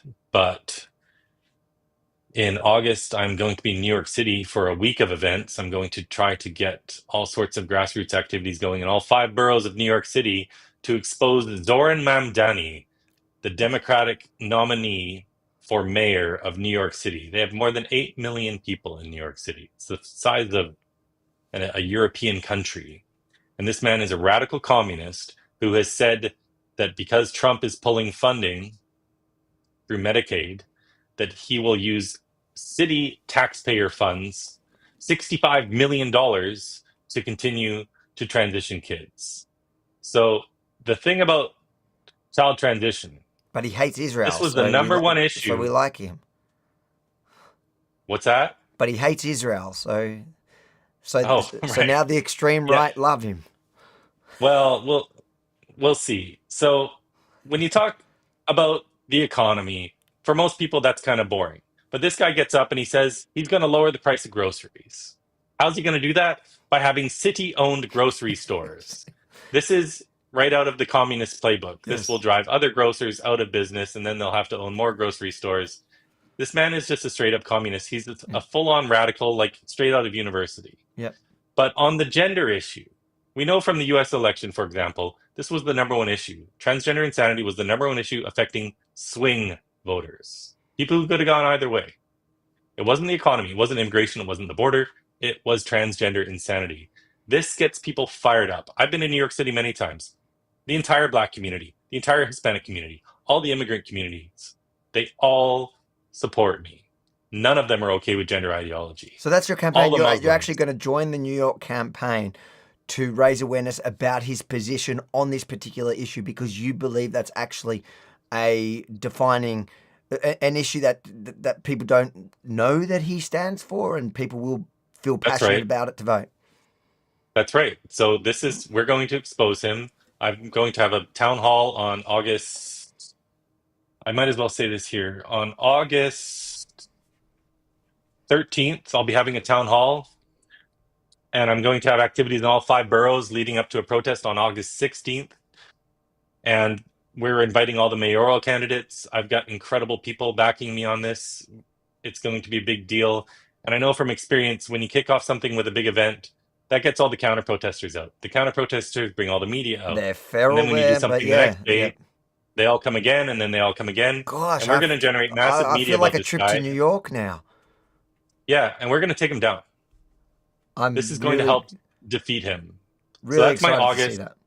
And then in September, I'm going to see you in London because I'm speaking, I think, at Tommy Robinson's free speech event. Jordan Peterson's coming to that. And so I'm going to be in London for that. I'm also there for some other When you come back to activities. Australia? Because every time you come here, there's so much fun. Me personally and the country in general. Maybe in November I can make it there. I'm going to Israel in October. You're going to Israel in October? Yeah.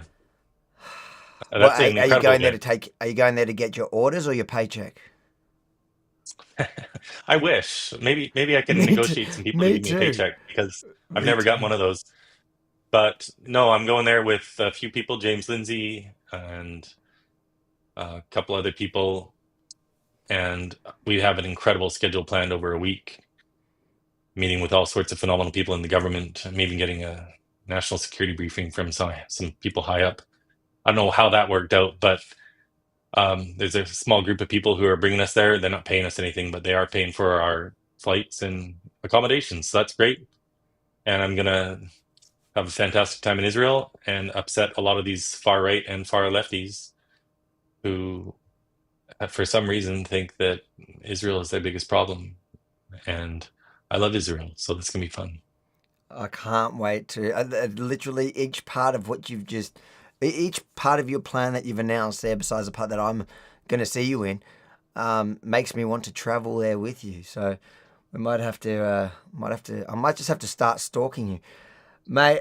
Really, really, really appreciate your time. You've got a couple of good messages here. Baz says, "Thank you." I think thank you, but thank you and bless you. Thanks for the super chat, Baz. And Cam says to you, as an Aussie taxpayer who just got a hefty tax bill. I can't believe the Karen is wasting my hard-earned money suing good people with integrity. And it's so true. That is such a good point, because how much money is being thrown away, not only to fund this bureaucracy, to fund this office that just chases political gain. It's all a political game that we're funding.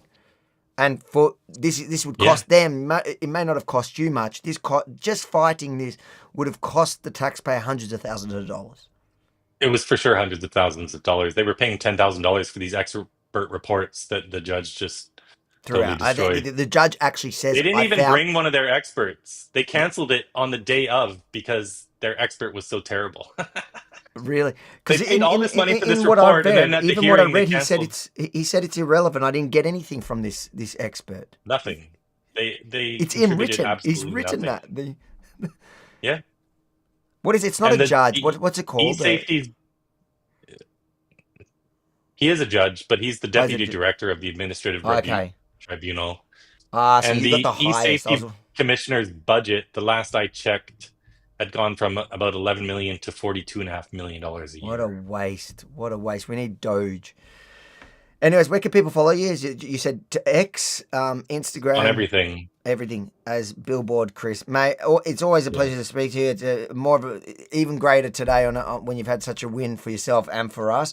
I was optimistically excited, but I have been through enough court systems to know that sometimes you get that surprising loss and you don't know what you've got to redraw and work out what you're going to do. I'm so glad that we're not there today. We're here at a point where we could say there is some level of freedom of speech, and it's thanks to you, because I know personally we've been sent, and I think I've shown you, we've been sent and we've done stories on people who have received similar letters with the same sort of demands, also baseless, but feel like they're a bit nervous. And now I think that it's going to give people a lot more, it's going to empower people to actually stand up and fight back. And also I think it's going to send a message to the eSafety Commissioner. You're not God. You're not God. Don't mess with the Canuck. Don't mess with the Canuck. Mate, God bless you. I just want to say to all the Australians, if I may interrupt you one last time. Go for it. This is your show. Forget about the videos you see in Brisbane where I just won again because the Brisbane City Council worker gave me a ticket for $806 and said I had to leave, and I refused, and then the police removed me. I might sue on that. There's a law firm who wants to sue. I'm not sure if it's worth the risk reward because the damages aren't going to be great. But do you have someone to underwrite it, or you're saying you're worried because that's where you're going to lose? No, I'm not worried about losing, but I think the damages would be capped at like $5,000 or something, and it's not really worth my time to fly there and all that. And we have to put up $25,000 or $30,000 for something. Anyway, I don't know. I have to talk to them, but it's important to put some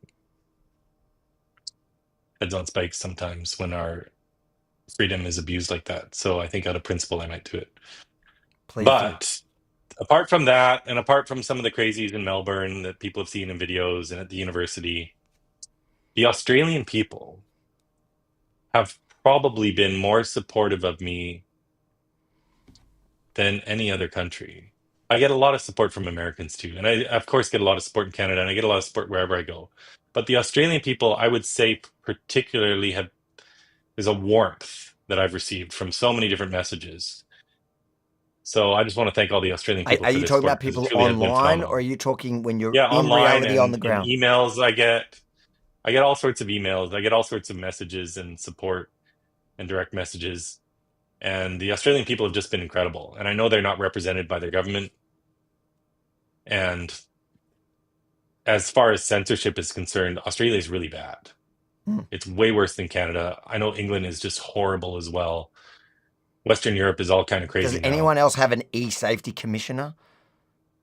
Well, all of Europe now has the Digital Services Act, which is similar. Do they have a czar like us in charge of it all?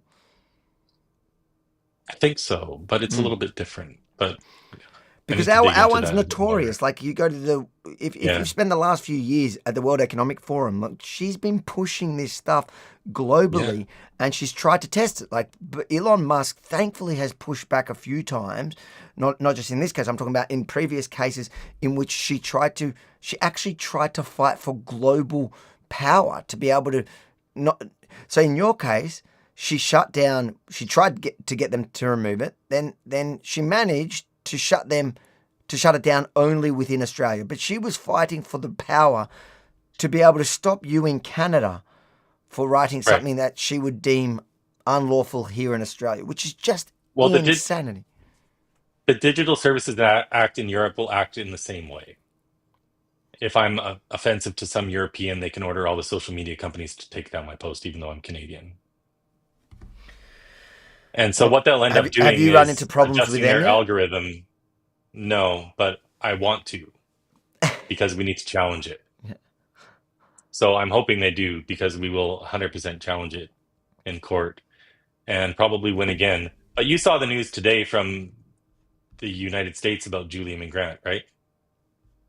No, what? No. What? I was She's too having a busy very bad day, Avi. Hold on. Australia's Julie, eSafety commissioner has just been named in a U.S. congressional report for colluding with foreign governments and corporate cartels to censor American speech.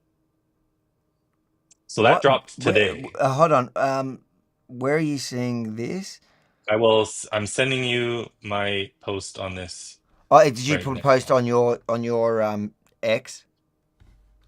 Yeah, Okay, I can find. Is it from today? and I just sent it to you. Oh, you sent it via on Yeah. on what? I just texted it to you. Okay. Hold on. I'll pull it up. I'll pull it up now on the computer. Did you So- post it today? I posted it on my, just like 2 hours ago. Yep. I'm gonna find it. And I just met with, I'm not actually allowed to say this. I'm making some friends, let's put it that way, in the US government. And I can tell you for sure that the State Department is very interested in advancing free speech globally. They just revoked the visas of these men in the UK who were chanting to kill the IDF at their concert. I know you know about that. Yep. And they just revoked their visas. They were just about to go on a 20-city tour in the United States of America. I know. So their stupidity the other night just cost them a whole lot of money. That has been giving us the best fodder for trolling because a lot of his old tweets have come back to bite him in the bum. So this is what you're talking about, yeah? eSafety commissioners has just been named in US congressional report for colluding with foreign governments and corporate cartels to censor American speech. This is a diplomatic scandal, and that's what the free expression worldwide. And what does he say? Is there any other information? This isn't just policy disagreement. Julian Grant has been coordinating with global bureaucracies and corporate activities to pressure platform like X to silence speech, even beyond Australia's borders. And the world is taking notice. The House Judiciary Committee just published a 100+ page report. It lays out GARM, Weft-linked advertising coalition, worked with Grant and other. Do you know what? The other day, somebody asked her from, I think it was an ABC panel, in which they asked her if she's worried to travel to the US now because of the Trump administration's approach to people like her, specifically her, to be honest. And she says she's not traveling to the US. She has no plans to travel to the US anytime soon. And she's an American citizen. She realizes she's in deep shit by the American, and she's hoping it'll all pass. But I think there's a trajectory of the Trump administration out that is trying to really protect freedom of speech into the future, which means people like her, hopefully, if they win, will hopefully be a thing of the past. But we need people like you to actually take up those fights because. It's not an easy Well, I'm like road. the soldier out on the street so that when things happen to me, the State Department has my back. Like when I was in Brussels recently and I got arrested there with Lois McClatchy Miller, we were thrown in jail, strip searched even, no charges, no tickets, just put in jail, had my signs confiscated, and I'm told they were sent for destruction. But the State Department put out a statement on that. They put out a statement previously on my case in Australia here. So I know Trump has appointed about 100 members of the State Department. The other 18,000 employees of the State Department are all career employees. 95% of them are Democrat. But you have this core group of presidential appointees who are taking a very serious stance against all these countries who are trying to clamp down on free speech. And they're using their muscle, as they should, to ensure that these other countries are behaving. So under Trump, they're doing a fantastic job. Good allies to have. All right, mate. Enjoy the win. Have a beer on me. Wait, you don't drink, do you? No, I don't drink. All right, I'll have two. It would just get me in trouble. I'd end up offending somebody on Twitter. All right, mate. God bless. All right, buddy. Thank See you. you soon. Thanks for coming on.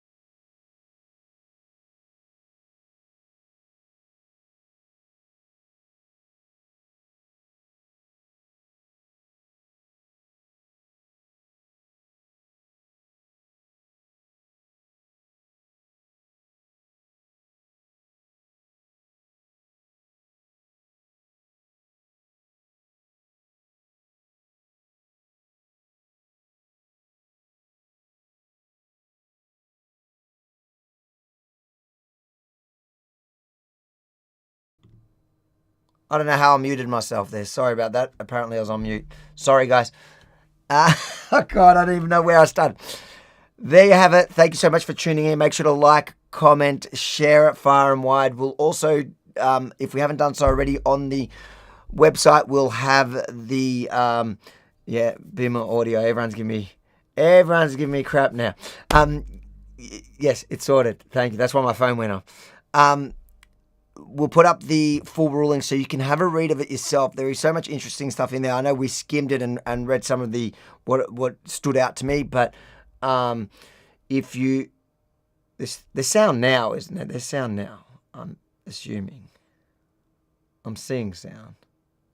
Yes. Yes. Tell me in the comments that you're actually seeing sound and I'm not talking to nothing now.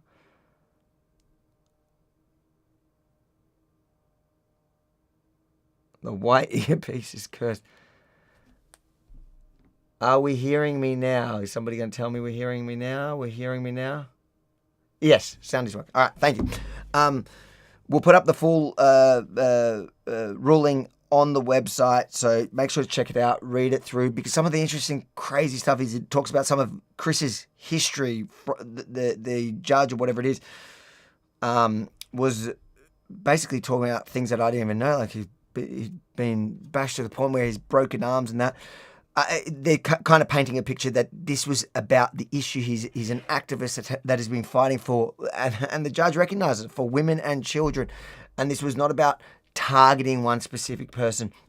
It wasn't to cause extreme harm. And the eSafety Commissioner, she knew it.